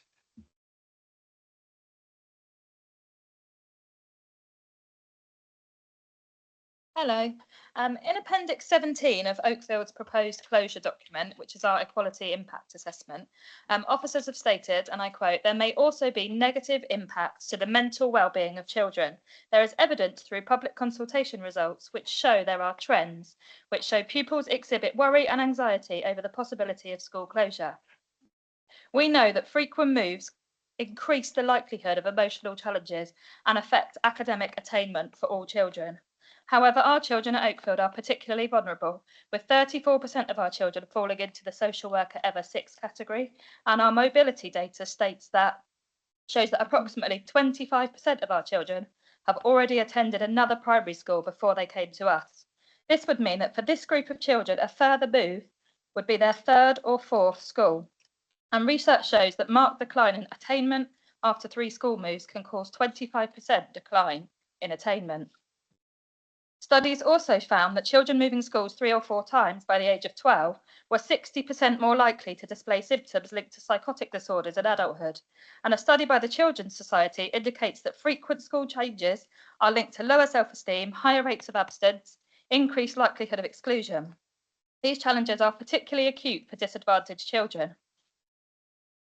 With this research in mind and the statement within the equality impact assessment, how can you justify that the council are taking the decision to close Oakfield will not further disadvantage our children and therefore will be in breach of Section 1 of the Equalities Act? Thank you, Becky. I think I should say we have an absolute consciousness of the material and the things that have been said there, and indeed the need to, whether it's under the Equality Impact Act or generally in terms of just being supportive of children's well-being, to be cognizant of those matters and to act professionally to minimise any such impacts. Thank you, Jonathan. Do you have a supplementary, Becky? I do. The context of our school, as I've just sort of explained, means that we work very closely with a wide variety of stakeholders who are integral to supporting our vulnerable children and their families. As part of our consultation response, we approached many of these stakeholders to ask if we could include their views on the proposed closure of Oakfield in our response. We were told that by many of them that they had been told it would be inappropriate for organisations to comment on individual schools and therefore were unable to comment. Officers have dismissed this as not being the case and have said that all stakeholders' views have been considered as part of the process. But bearing in mind the importance of these professionals' perspective and their understanding of our school context, can Cabinet members confirm that they have seen and considered responses from organisations such as the following: Barnardo's Social Care, Virtual School, MHST, Primary Behaviour Service, Speech and Language, just to name a few? And if you have, are we able to see some of those responses? Thank you, Becky. I believe we have received all those and they are in the bundles. The bundles are summarised in the appendices and the reports, but the detailed responses have been deemed confidential for safeguarding reasons. They have been shared with Cabinet and also with Scrutiny Committee. So I don't think sharing is, for essentially legal reasons, safeguarding reasons, possible, but I believe all that material has been presented and read by us. Thank you. Thank you. I have Jen Hughes.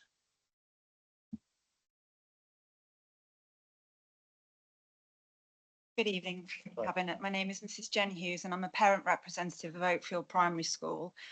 I have personally and robustly engaged with the process surrounding the school place planning proposals since their announcement on September the 4th. I have been present and witnessed many pertinent questions being asked that brings the data used to support the proposals into question, with factual data presented that proves this report is factually inaccurate. I have also witnessed council officers repeatedly fail to address or answer these questions and willfully ignore any information presented that discredits their reports or any of the data relied upon to justify the closure of the 6 schools. This is a serious failure in the duty of public officers to provide a fair and open consultation process and grounds for all 6 schools to bring a judicial review to this process under procedural unfairness.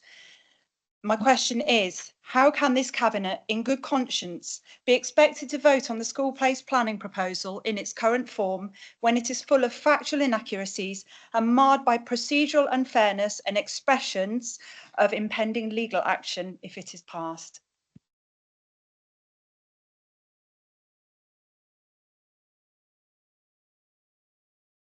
Thank you, Jen. I do think I've dealt with that a number of times, Chair. The opinion that is stated there is not one that I accord with. Obviously, other members of the Cabinet can make their view known when we debate the matter in due course.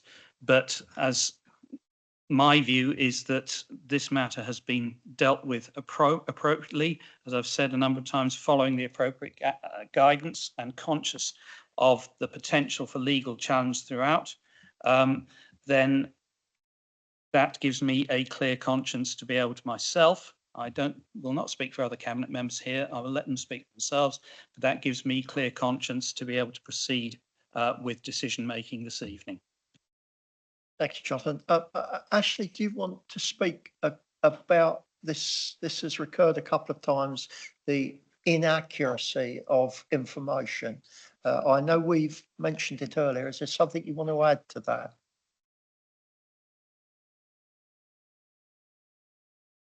I would agree with what's already been said, that by others, but also repeat what I've already said, is that we believe that the process has been run appropriately according to the official process. We have sought internal and external legal advice throughout the whole process from the beginning, and that's an ongoing process. And we believe that it is legal and appropriate. And I think that the matter of inaccurate information is a really important one, isn't it? And there has been lots of things said about this. And when we've asked for specific examples to be raised, it hasn't necessarily been forthcoming. We believe that the material content of the reports are accurate, and they are.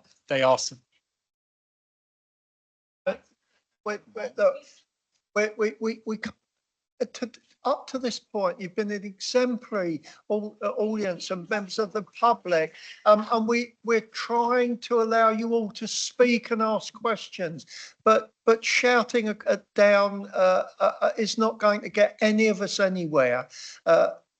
Ashley is trying to answer your question in the way that he can. I'm prepared to allow him to do that, but please don't shout across him and shout him down. We do believe that the process has been accurate and correct, but there may be differing opinions. But please don't shout. It's been you've been exemplary tonight up until this point, and thank you. I'll leave it there at that. But Jen, do you have a follow-up question? Unsurprisingly, yes, I do. So I'm going to bring it back to the reason that we're all here. In all of this, it seems that the place planning proposal has forgotten who is at the heart of this matter, our children, who are the future. In the United Nations Convention on the Rights of the Child, in Article 12, it states that every child has the right to express their views, feelings and wishes in all matters affecting them and to have their views considered and taken seriously. There is absolutely no, and I put it to this cabinet, sorry, that there is absolutely no evidence that since this proposal was made public on the 4th of September, that any children who stand to be affected have been consulted or the impact on their lives been considered in a breach of their human rights. In fact, the officers believe it's okay to propose education of a lower quality to Oakfield students, and they think that it's that is acceptable, and that they can also remove their access to a Church of England school. And just to point out, a Catholic provision for Church of England children is the same as asking a Manchester United supporter to go and support Liverpool Football Club. Yes, it's a football game. Yes, it's a football team, but it's a different denomination. And then to go on to that, the question here is, why are the place planning proposers willing to disregard the human rights of our children and make them collateral damage in what is ultimately an illegal act?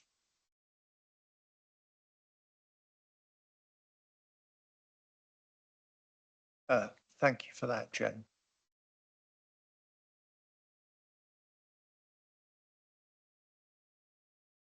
This is about children because it is about our educational standards. I disagree with the unnecessarily emotive opinion that's been put forward about disregarding children, whether in terms of the Article 12 of the UN Convention or whatever, because we have to improve educational standards on the island, and the most serious thing standing in the way of that is the fact that our schools are hampered by the mass amount of surplus places in our school system. If that is not addressed, we damn this island to bad educational standards, poor educational standards, the worst educational standards in the country for generations to come. I'm not prepared to do that. I'm here fronting this because I believe it is the right thing to do for our children and our future generations, and that we are taking account of children and their futures more than anything in this process. As I said on Tuesday, there's distress, there's pain, there's disruption caused. We try and minimize that as much as possible. It's unfortunate, that's not the right word, but it's part of it. It's unavoidable. Thank you, Councillor. But we have, as I've said a number of times today, and I'm sure I will say it further on into the evening, we have to look at that bigger picture of what we are doing for our children in terms of preparing them for adulthood through their education they should be receiving through their schools on the island, but are not at the moment. Thank you. We're not willing to let you close a good school and give them a worse provision.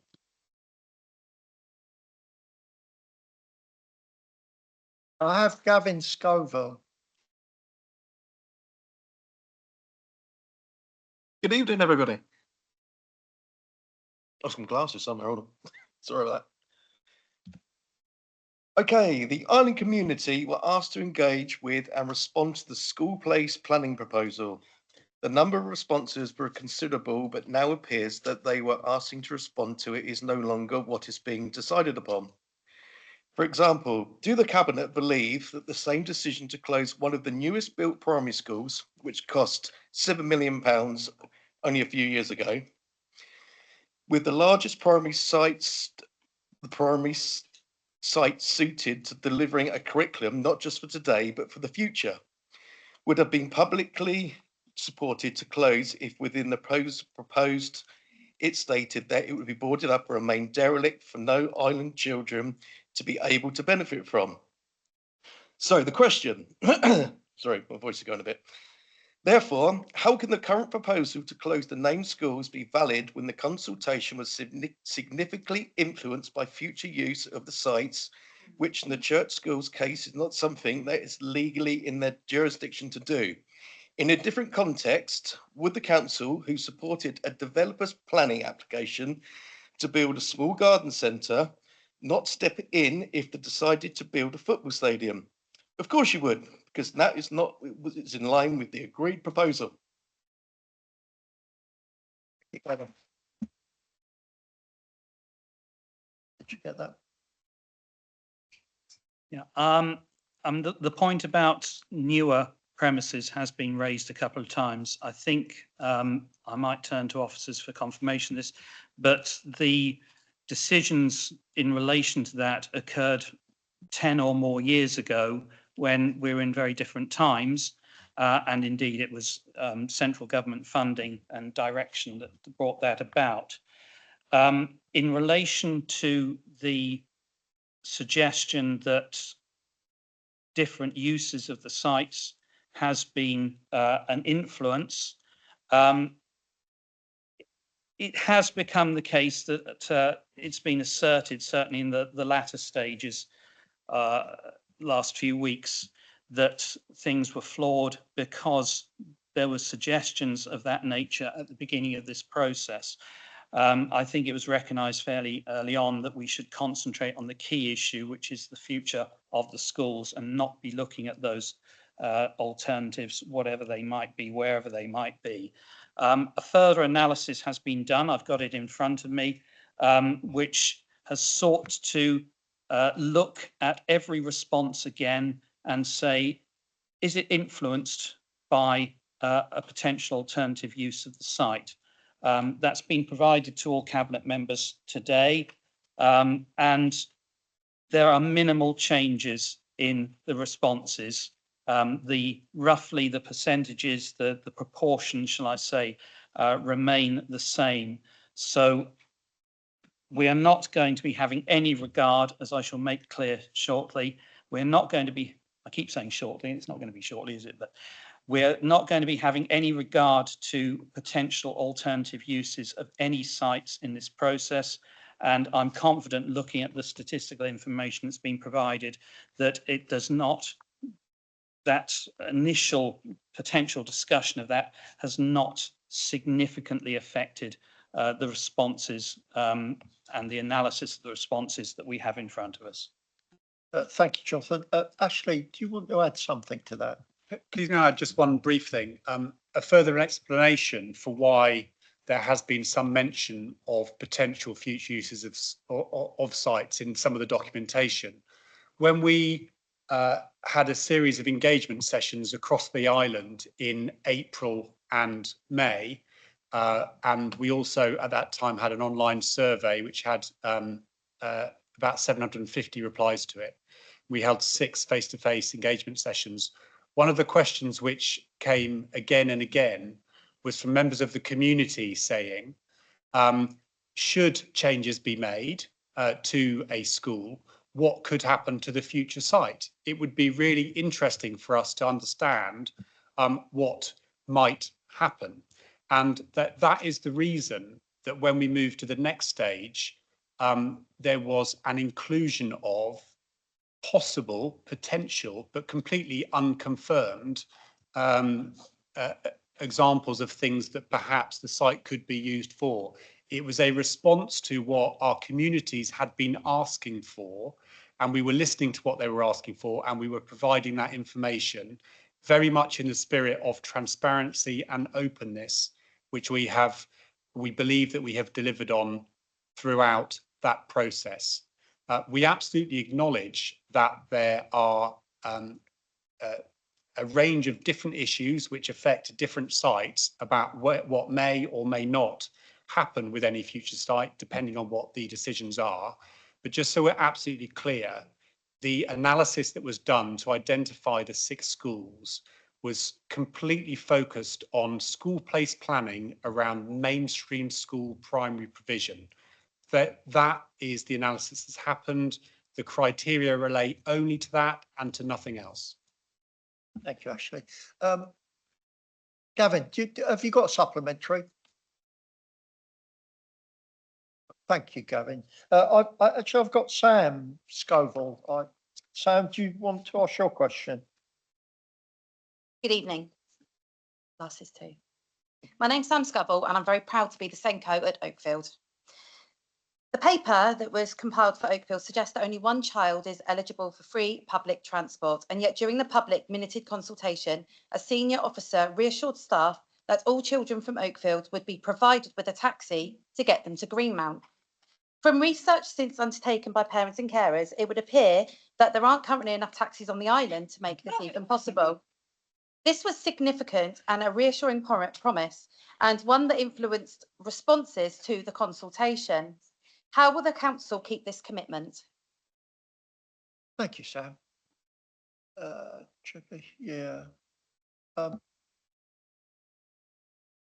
Thank you, Ashley.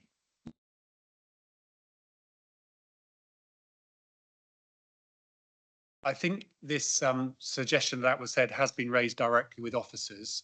We're not aware of anyone who said that, and we've asked for evidence that it was said.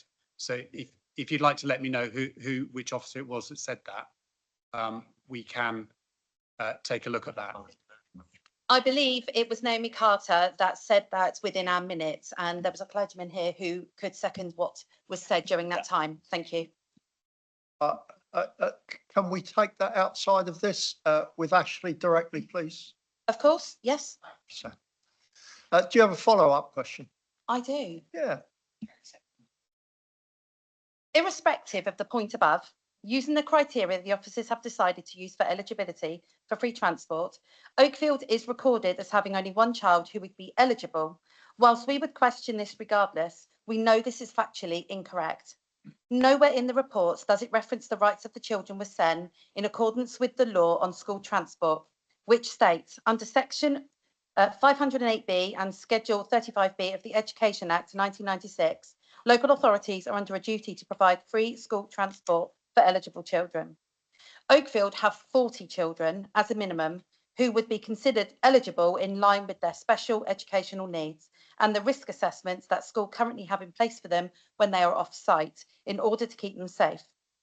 So my question is, why is this eligibility criteria not being included and considered when it would have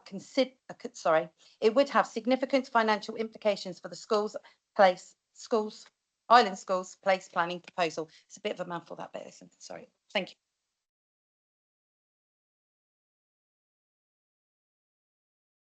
Thank you, Sam, for that.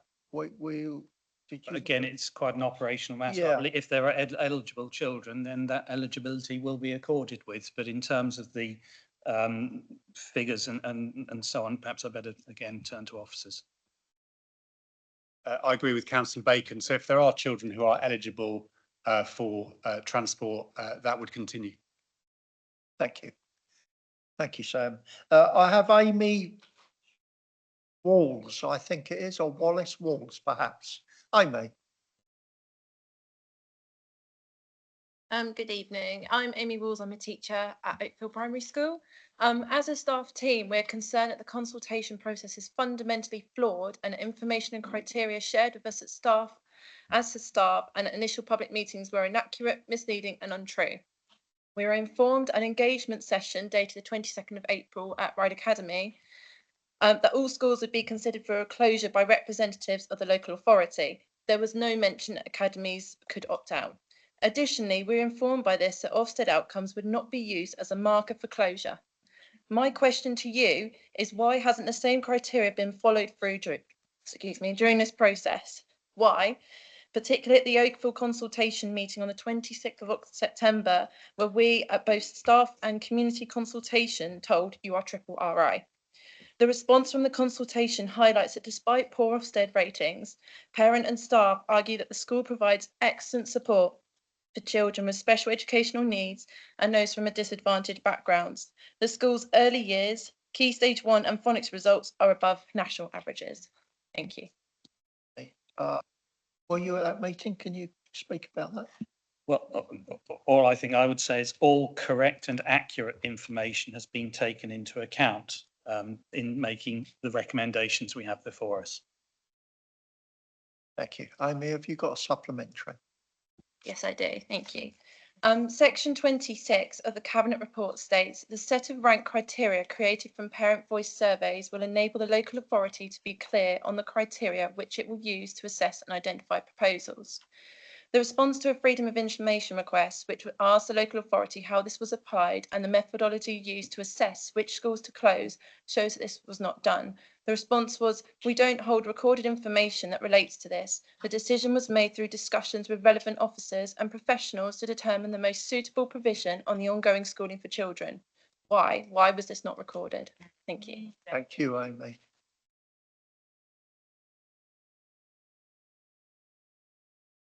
I think two things are being talked about there. One is the application of criteria in relation to the consultation process, which was dealt with at some length on Tuesday evening.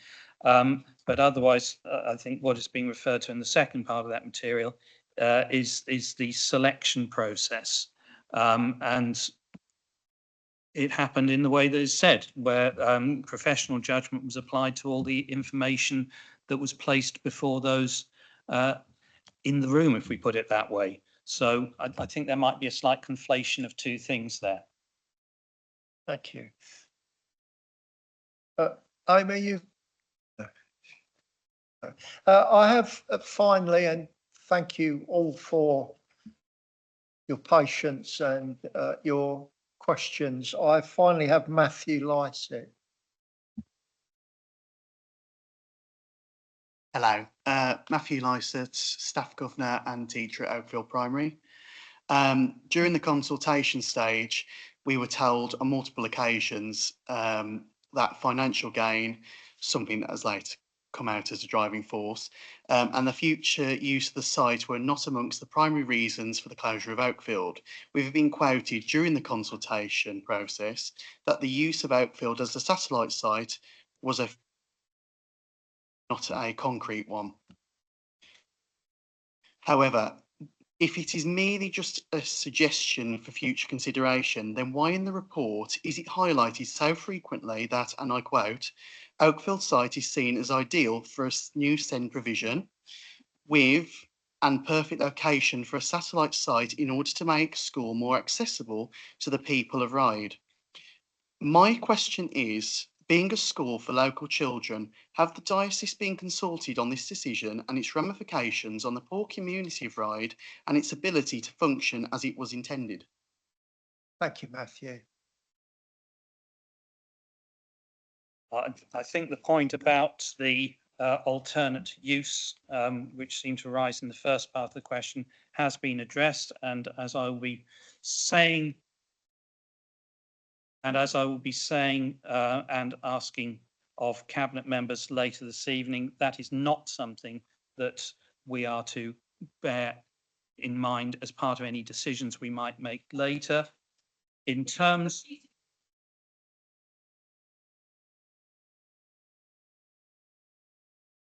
In relation to the diocese, they have been an active participant throughout this process and have been part of a place planning panel.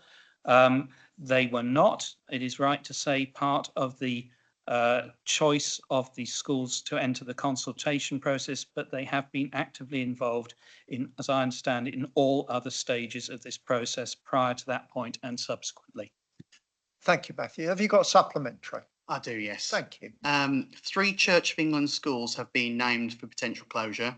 Oakfield is what, this has been mentioned prior, Oakfield is among one of the 5% of schools across the country to hold an outstanding SIAMS grading, which in itself emphasises its rarity and the hard work that goes into achieving this grade. Our families, children and staff live out the Christian values on a day-to-day basis. Does this Cabinet honestly feel that the justification for closure of Oakfield Primary is a valid one and are doing so for the benefit of the right community? And can you honestly say that you are leading by the same moral examples and principles that we teach day in, day out?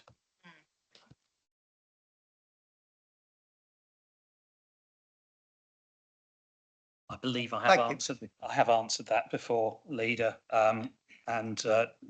There's a balance of many factors to be taken into account that I'll be asking people around this table to take into account as we move forward this evening. Otherwise, I think I've addressed the points in that question. Thank you, Matthew. Thank you all for those questions. It's taken a while, but I hope everyone feels at least your questions been heard. Some of the answers are difficult to accept. I understand that.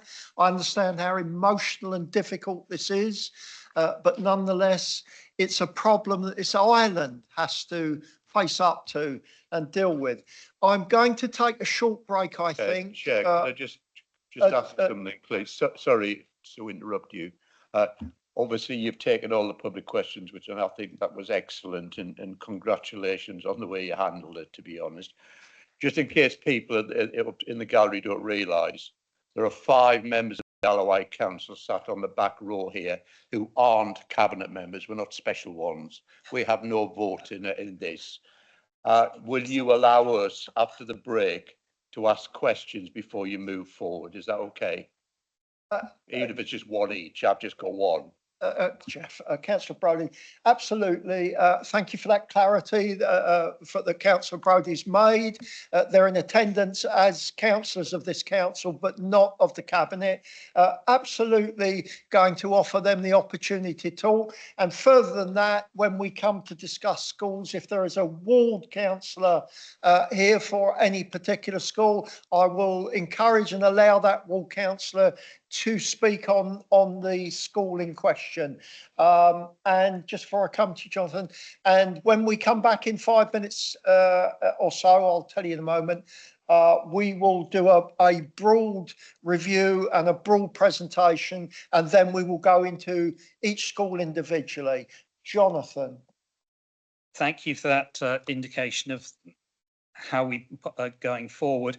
I wonder, and this is to assist those behind me, whether it might assist if I give that overview first. I was then going to pause and say there'll be an opportunity for questions.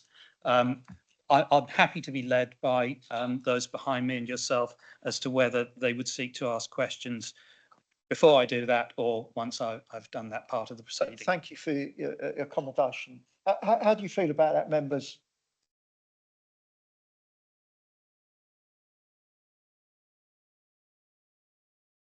I'm happy to do this how you wish. We're going to have the questions from you anyway. It's just a question of when you do that, when you feel appropriate. Councillor Brodie. Thank you, Chair. Yes, I've got one question, but given that you're going to allow local members to speak about the proposed schools that are going to be potentially closed, I would like to speak on behalf of the relationship between Barton Primary School in my ward and God's Hill Primary School, which is on the list. Thank you. Councillor Brodie, that's perfectly okay and understood about the relationship. We will take a break. It's 14. Shall we reconvene at 20 past or 20 past. Can I just tell you that there are toilets along the corridor if you wish to stay. There's a water machine downstairs if you use the back stairs. And we'll see you in 5 minutes.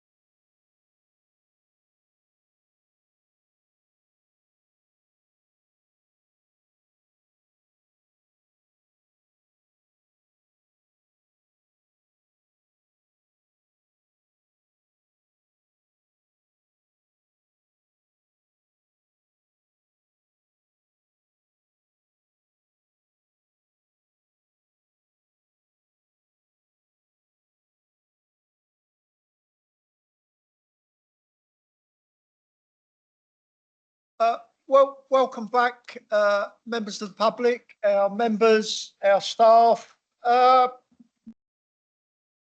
Thank you. Welcome back.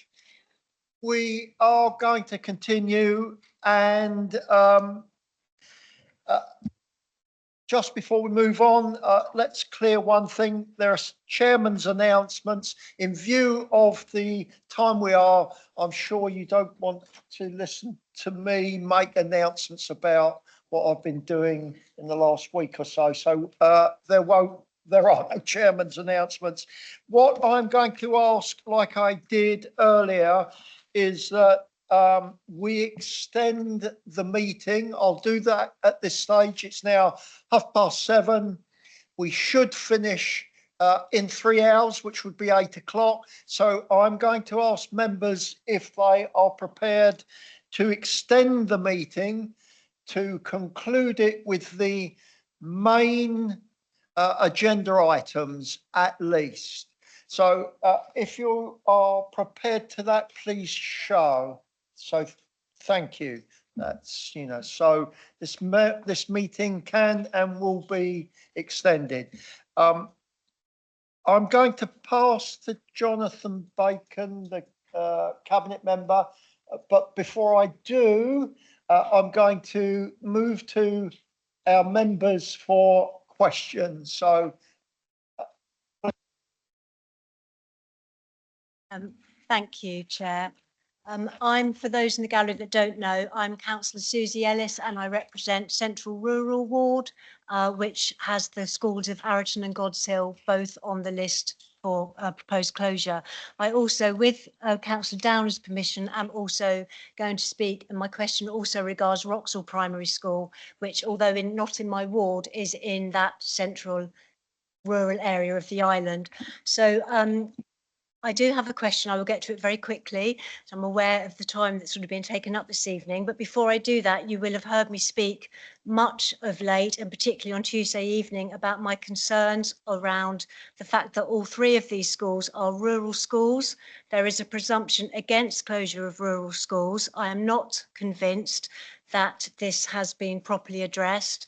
I'm concerned about the lack of availability of alternative provision. Again, they're rural schools and it's very difficult for people to travel outside of those areas. My main concern is the educational desert that will be left in the rural centre of the island. You all will also have seen the huge travel cost implication, particularly God's Hill, which is just short of £200,000 if these schools are to close. And we've already had questions around the Chillerton letter. So my question, Chair, is would Cabinet please remove one of these rural schools in the centre of the island from the list of schools proposed for closure this evening? Thank you.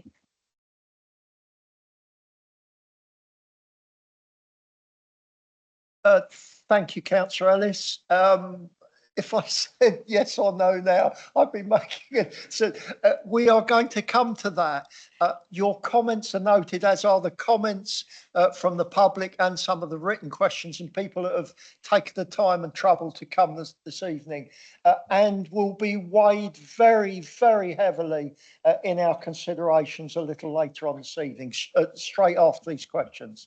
And thank you for that, for bringing that to our attention and raising it. Councillor Brodie.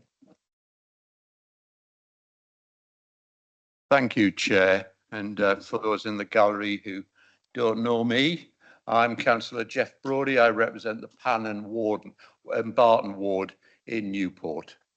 I want to make a statement later after Councillor Bacon's spoken about the relationship between Barton and God's Hill.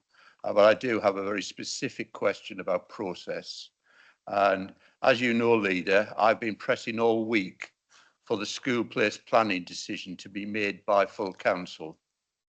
However, we've been advised by the council's legal officer that the decision must legally be made by Cabinet. That is something I can't ignore, you can't ignore. Much as I'd like to, we can't ignore the law. Therefore, as the final decision on which schools will be closed won't actually be made until March, I believe, after a further statutory notice and consultation period in January, will you facilitate an extraordinary full council in January where all members of this council can speak for their communities if they wish and then vote indicatively, the results of which will be taken into account by March's Cabinet when making their final decision? Thank you. Thank you. And thank you, Councillor Brodie, for that. And I hope I can give you some comfort. And Councillor Bacon will refer to this also. This evening is not the final decision on this matter. It is part of the process, and there is a process to follow after this evening, which will include a consultation process, statutory consultation process, and the ratification of further decision-making as Councillor Brodie has mentioned, in March, I believe, February or March. What I can say to Councillor Brodie, however, is that I am more than happy to allow the time and space for a debate to be taken at full council, Councillor Brodie.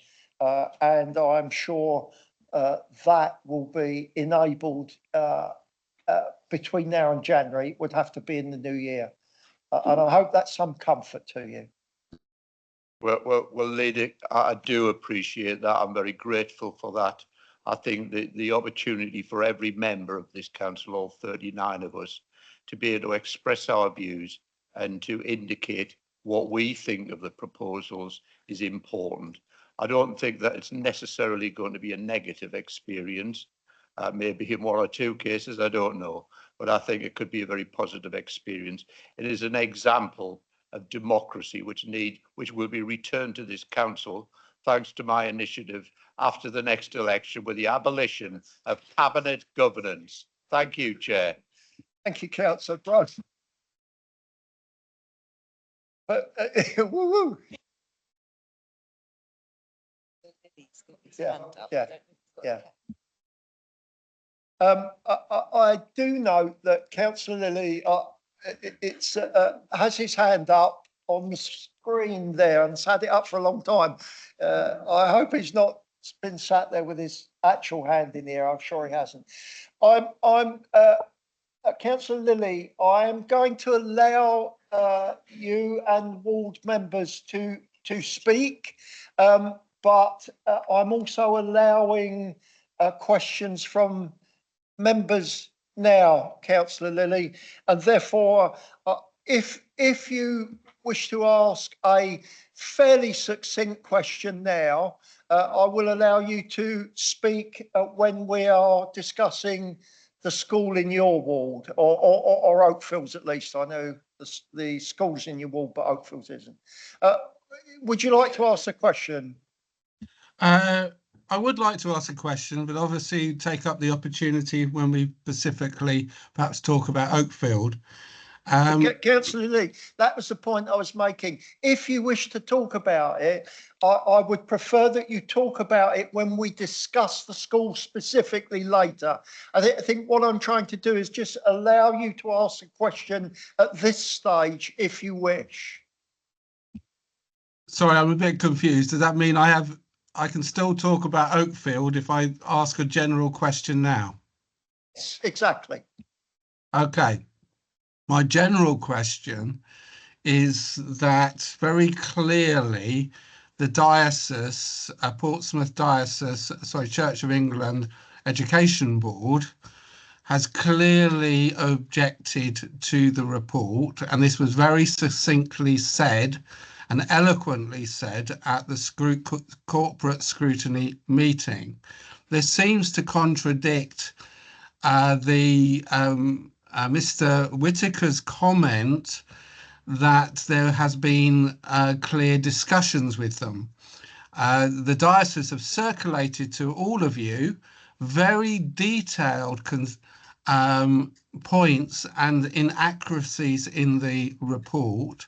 And they very clearly, Mr. Williams, the director, very clearly said on Tuesday, that they did not see the report as fit for purpose. My question is, how do you resolve that fact, knowing that the diocese can go to the school's adjudicator, within that one of the main educational stakeholders on the island disagrees with your view of the report? Thank you, Councillor Lilly. Councillor Bacon. Well, not being flippant, but quite a lot of people disagree with it. But we have confidence in it. We have confidence in it. This point has been raised numerous times already this evening. We have been conscious of the potential for challenge throughout. We have therefore been supremely conscious of the need to follow procedure, follow legal guidelines throughout the engagement process, the consultation process, the assessment and analysis process, the preparation and construction of the report, and the recommendations that appear within, and going on into this evening to the decision-making process at this stage and subsequently in the new year. So we have that confidence, as has been underlined by Mr. Whitaker throughout. We are aware that the diocese does not take the same view, and it is for them to decide, consequent upon whatever decisions might be made, what, if any, action they wish to take.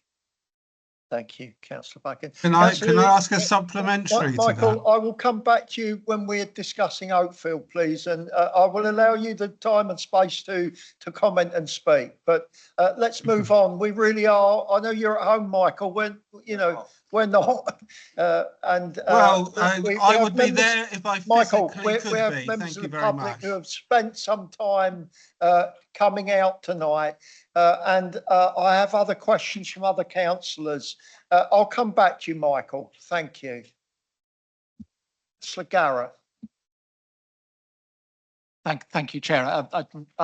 No specific question at this time. It was alerted you earlier that before you take your final vote, I would like to make some comments, and particularly, and I'm going to be really listening very, very hard. Though one thing I would ask you to have in mind throughout is the comment that I think it was Vicky Reader said is, how can they have got it so wrong?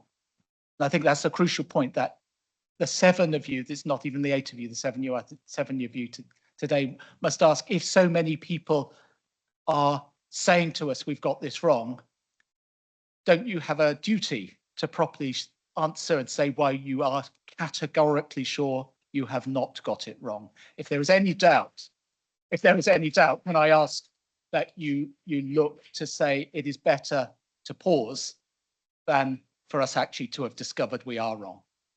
Thank you. Thank you, Councillor Garrett. Do you want to reply, Jonathan? I think what I said a few moments ago answers that question. There are opinions that we have got it wrong. The opinion of us as the decision-making body and the officers who advise us is that procedurally, in terms of the practice, guidance and law, we are correct in the procedure and so on we have followed. So as I say, it's a point I don't know how many times I've made it this evening, that we think we have followed the correct procedures, and therefore I don't accept that we have got it wrong in that way, and certainly not that we have got it so wrong as has been asserted. Thank you. Councillor Jarman, then Councillor Downer. Thank you, Leader. I'm at the disadvantage that I'm not a member of this 8-person cabinet, and I'm also not a member of corporate scrutiny. So my disadvantage is that there are papers available to those members which I have not been available to me, despite having been requested of them. Could I ask you to ensure that if this matter goes through to an extraordinary meeting or any other further meetings involving all members, that all members are made available that full set of material so that they can be fully informed and take part in that debate. Thank you. Jonathan? I think we would just need to clarify the position from a safeguarding standpoint before being able. Safeguarding is absolutely fundamental to our considerations, and therefore I would not like to have any undertaking made until we're absolutely sure of our ground in respect to the safety of children. I'd just add that we will provide as much as we're able to provide as in terms of information. There's no attempt to prevent councillors from information other than, I'm sorry if it's not working, it should be, I'm on. You can't hear it. There's no attempt, I was probably speaking in the other direction, there's no attempt for us to prevent that information being seen subject to certain regulations that prevent us from circulating certain data. Councillor Downer. Oh, thank you, Chair. I would like to concur with Councillor Ellis's comments and about the rural provision.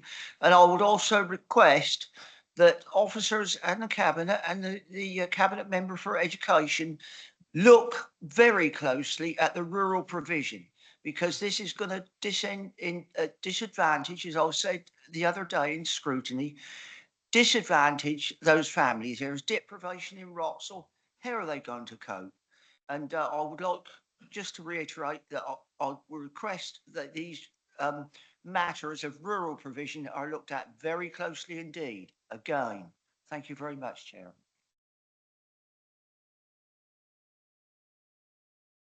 And thank you for that, Councillor Downer. We can give some.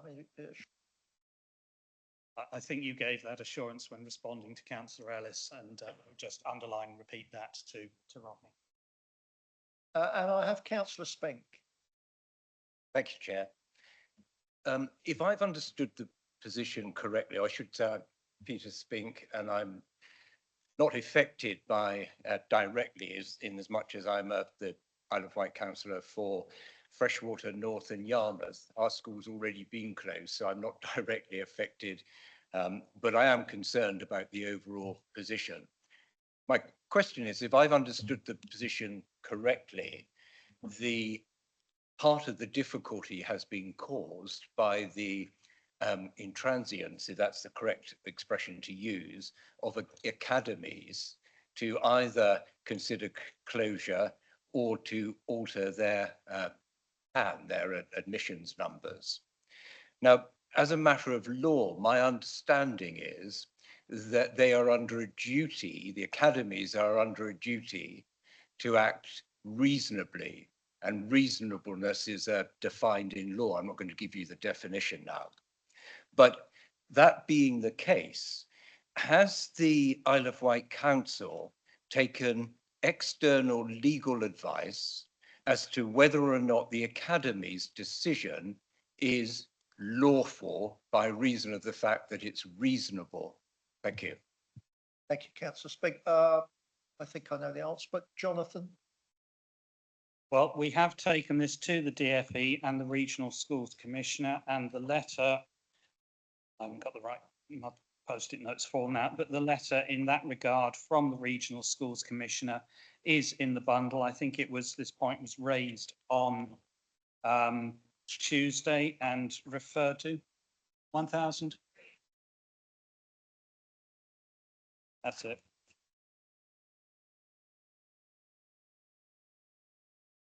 Who comments? Yeah.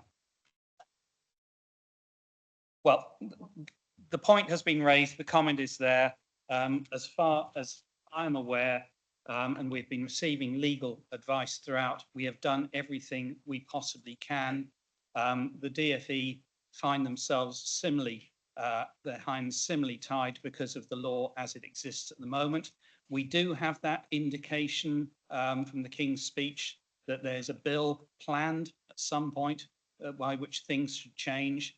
But from talking to the Regional Schools Commissioner, it is plain that that is not going to happen in the immediate future. They seem to have quite a lot on their plates already. So I was going to comment on this in my general remarks in a moment, and I probably will repeat myself. But we've done what we can. We have been taking legal advice throughout, and I think I've been quite blunt on a number of occasions, say it is not satisfactory for school place planning, that this is the legal position, the legal framework we are presented with, but that is the legal framework we are presented with. And for the reasons I've outlined before, we have to operate it within and are unable to delay taking matters forward for, as I say, those very strong pressures that are upon us and that very, very deep need we have to do something about education on this island. Thank you, Jonathan. Let us move on to the main body of our agenda tonight, and this is the report of the Cabinet Member for Children's Services on school place planning, and I will hand over to you, Jonathan, to present your report. Thank you, Leader, and thank you, members. It's already been a long evening. I was going at this point to suggest we have an extension of time. You've done that already. What we are dealing with here is a complex report with complex issues, and I would ask that we take our time in going through matters and making decisions carefully and in a considered manner this evening. As I've said a number of times, we are conscious, have been conscious for many months of the threats of legal challenge that have been made. And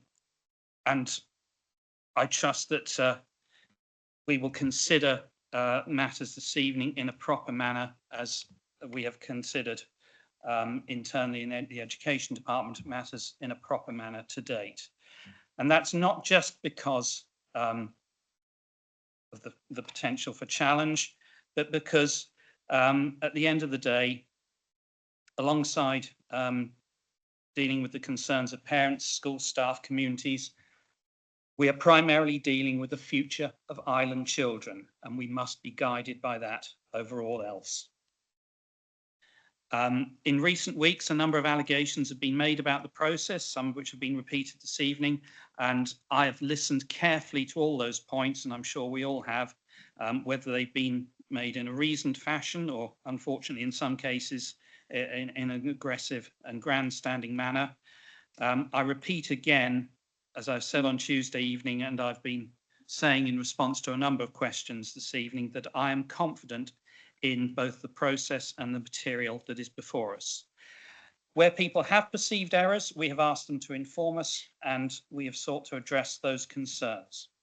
As I will make clear shortly, this is not the end of the process. If there are still such concerns, there is still time for a further consultation process should we go down that course to address any remaining concerns. The key to what we are doing in this process is the objective consideration of how to deal with the problem of surplus places. Without wanting to labour the point, taking account of things or taking things into consideration does not automatically mean you change your mind and adopt the other person's opinions, as some seem to think. It means considering what has been said, what the problem is, and whether the suggestion addresses the problem in a positive way. I will make clear as we go through this evening where changes have been made in light of responses and representations received, and this includes the views of the Scrutiny Committee expressed on Tuesday evening, which I believe we have recorded before us.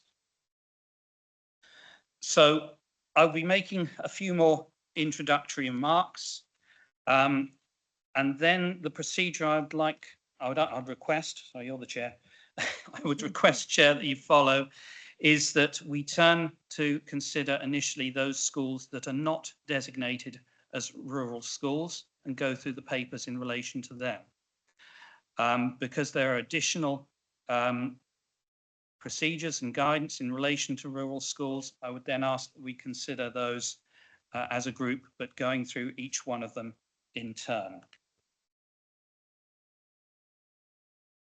So I have prepared something, and I'm trying not to repeat myself as much as possible, but sometimes I will. I don't apologise for that, because I think some of these points need to be stressed and emphasised, and better one says it twice than not at all. I would seek to underline that this has not been a rushed process. As Cabinet Member for this portfolio, as I said earlier, I've been dealing with this day to day for over a year. It was being dealt with before by my predecessor, who sits beside me, and elements of the issues before us were being addressed even before that.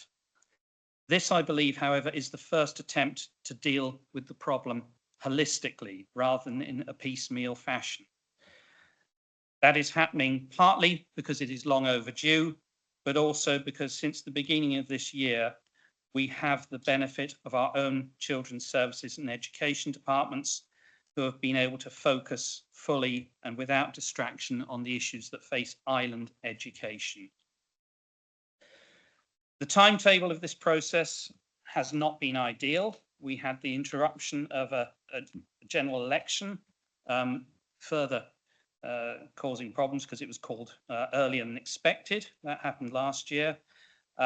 Nevertheless, we have been able to engage and consult fully and as required. As I said, I would stress earlier, and again, one of those things I make no bones about repeating, this evening is not the culmination of this issue. It is indeed a major staging point in dealing with matters, but the current process still has a way to go. These are not final decisions tonight,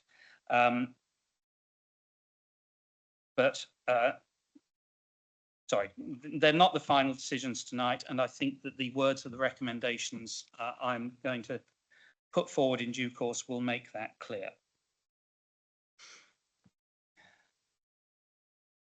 I do have to say that depending on what is decided today and in coming months, it may be that this council may be having to undertake a not dissimilar process in the not too distant future. As has been alluded to already, that may depend on national legislative changes. Part of that, or in fact that mainly relates to the position of academies. It has been asserted a number of times that academies were not included in this process, but as the various reports in the appendices show, and which I referred to, I think, in relation to one of the last questions, academies were approached both by us and the DFE, but they currently have the ability to refuse to participate, and that is what they did. We as a council, and indeed the DFE, did what we could. We have raised that issue with the Regional Schools Commissioner, and I refer to the letter we received following that discussion. We have also raised the issue with our members of Parliament. We, of course, now have two, as opposed to the one we had when we started this whole process. There are obviously strong indications that the position may change. However, it is clear that any such change will not be soon enough to affect the process we need to go through now, which has inevitably been shaped by that situation. And as I say, going forward, it may be that a further process becomes appropriate in the future. I think I've commented on the fact that we have been conscious of the risk, the threat of challenge in one form or another throughout this process, but we are confident we have followed a sound procedural process to date. A lot of material has been generated. The desk is sagging a bit here, frankly. And that has been consequent upon the various engagement exercises and the consultation process that has taken place. I have read all this material, and I look to my cabinet colleagues to confirm that they have done so as well. I trust they have, and Councillor PC Wilcox seems to have spread hers out a little more than me, but saves the desk. As I've said in response to one of the questions, that consideration has involved reading the individual responses to consultation, whether sent in online, by email or by letter. As I said, these have been provided to us as Cabinet and also to the Scrutiny Committee, and I note Councillor Jarman's question and the leader's undertaking, and obviously subject to concerns about safeguarding, will be made available to all relevant persons at relevant times. I think it's right to say that we have been struck by many of the responses. I believe my Cabinet colleagues have had particular regard to the responses from parents of the children at potentially affected schools. And many of us have also spoken to those people, whether at consultation meetings or elsewise. The other key factor I should perhaps highlight in introduction is the status of some of the schools under consideration as designated rural schools. That's a national designation. I think it easier that I say more about that later, as I think I alluded to when suggesting a procedure for this evening. I would like to spend a few moments talking about the big issue here. I believe a slide has been prepared which shows us the birth data relating to the island and the fact that we are facing a massive reduction in the birth rate. Actually, that's a little difficult to see the numbers. I might ask Jade if you... Yeah. Oh, sorry. So you can see how things are dipping in relation to birth rate. That's indisputable. I think some have sought to challenge that, but that is the information that comes direct, as it were, from the hospitals, showing how the birth rate is plummeting on the island. I think it is now equivalent to what it was in 1941.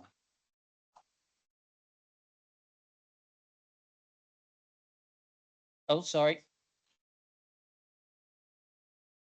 Excess capacity. I've got new glasses and they don't work. Is it? This is the other slide, Jade. School excess capacity. No, and we take account of that.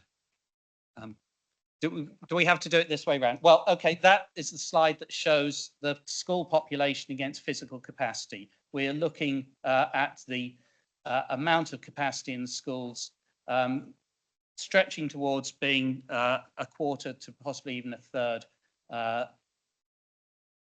below this number. So the number of spaces being a quarter to a third above the actual numbers seeking to attend. Could we turn to that second slide?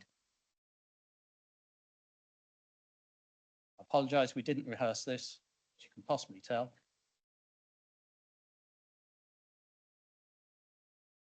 Well, maybe the slide will appear, but we do have a massive reduction in the birth rate. It seems we're having a technical problem there. Leave it with me. Leave it with me. Of the numbers, Jonathan. I was relying on the slide for the numbers.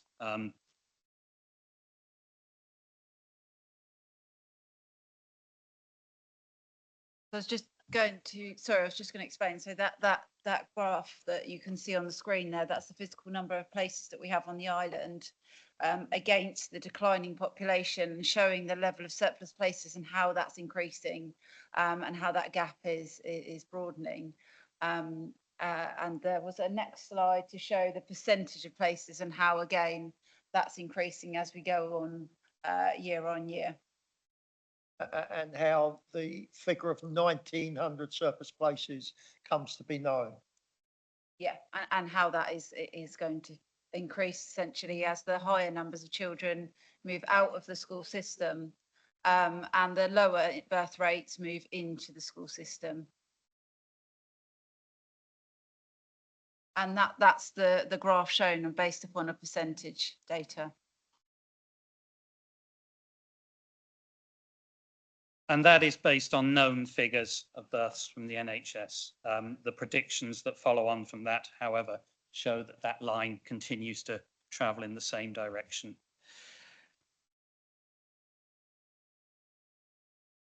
So I was saying earlier that the role of the Cabinet this evening is to step back from looking at matters very closely, looking at individual schools, individuals, and to ask what is best for the island, the children of the island, and indeed future generations. I can fully appreciate the conflict that it can bring about for those who, while they seek to do that, are also directly affected by matters and look at that narrower picture. But we do have to avoid what it might be termed in other situations as a NIMBY, a not in my backyard approach. As I think I said in response to an earlier question, what we are doing, what I'm seeking to do, and what I'm asking my colleagues to do is founded with a desire and a fundamental need to improve educational standards on the island. That is why we have introduced a draft education strategy, which has been shared and consulted upon over the course of this year, and which will be formally published in 2025. We know that surplus places in primary schools directly affect the quality of provision, as we have, and this, no signs of this one changing, we have a system based on per pupil funding. This, as I've often said, is made clear in the main report, means that schools have found themselves focusing on financial survival rather than educational standards, and which is why the touchstone for this whole process were formal requests from head teachers and governors to take action to address the problem of surplus places. The need is to create a sustainable school estate on the island so that schools can actually concentrate on achieving the best outcomes for each and every child, which, even with the best will in the world, is not possible at the moment, as the statistics I referred to earlier show.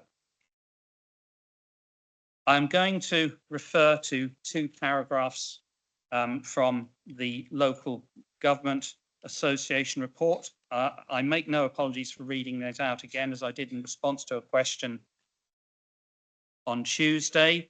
There was some questioning of the validity of the local government organisation, but I think it should be stressed that the report was actually compiled not by elected members, but by former directors of children's services. And so it is an independent report. And those paragraphs 1.3 and 1.4 read as follows. They are stark, but we must take account of them. The challenges that the island faces are severe, in that the island schools rank last for the percentage of schools judged good or outstanding by Ofsted. It should be noted, however, that one of those schools has just been judged as outstanding, which indicates that there's nothing intrinsic to the environment or child population of the Isle of Wight that prevents schools performing at the highest standard. Using this criteria, not only could the island be judged to be the worst performing local authority in England, it is also set to have more than 3,000 surplus primary school places, close to a third of those available. Therefore, radical action is now clearly, urgently required. It is recognised that schools have very close ties to their local areas and communities, which is why closing schools is a difficult decision and a last resort for a council. However, the quality of education for children and the strength of the whole school system on the Isle of Wight must take priority. Undoubtedly, this will result in significant change which will impact on communities. Nevertheless, rightly, the Isle of Wight Council is seeking to address these interlinked issues. And I would, as I did on Tuesday, ask that all present and all those listening bear that in mind. I could pause there, Chair, or carry on. There are a few other general points I'd make, but I probably said quite a bit, and there might be some questions rising at this point. So you carry on.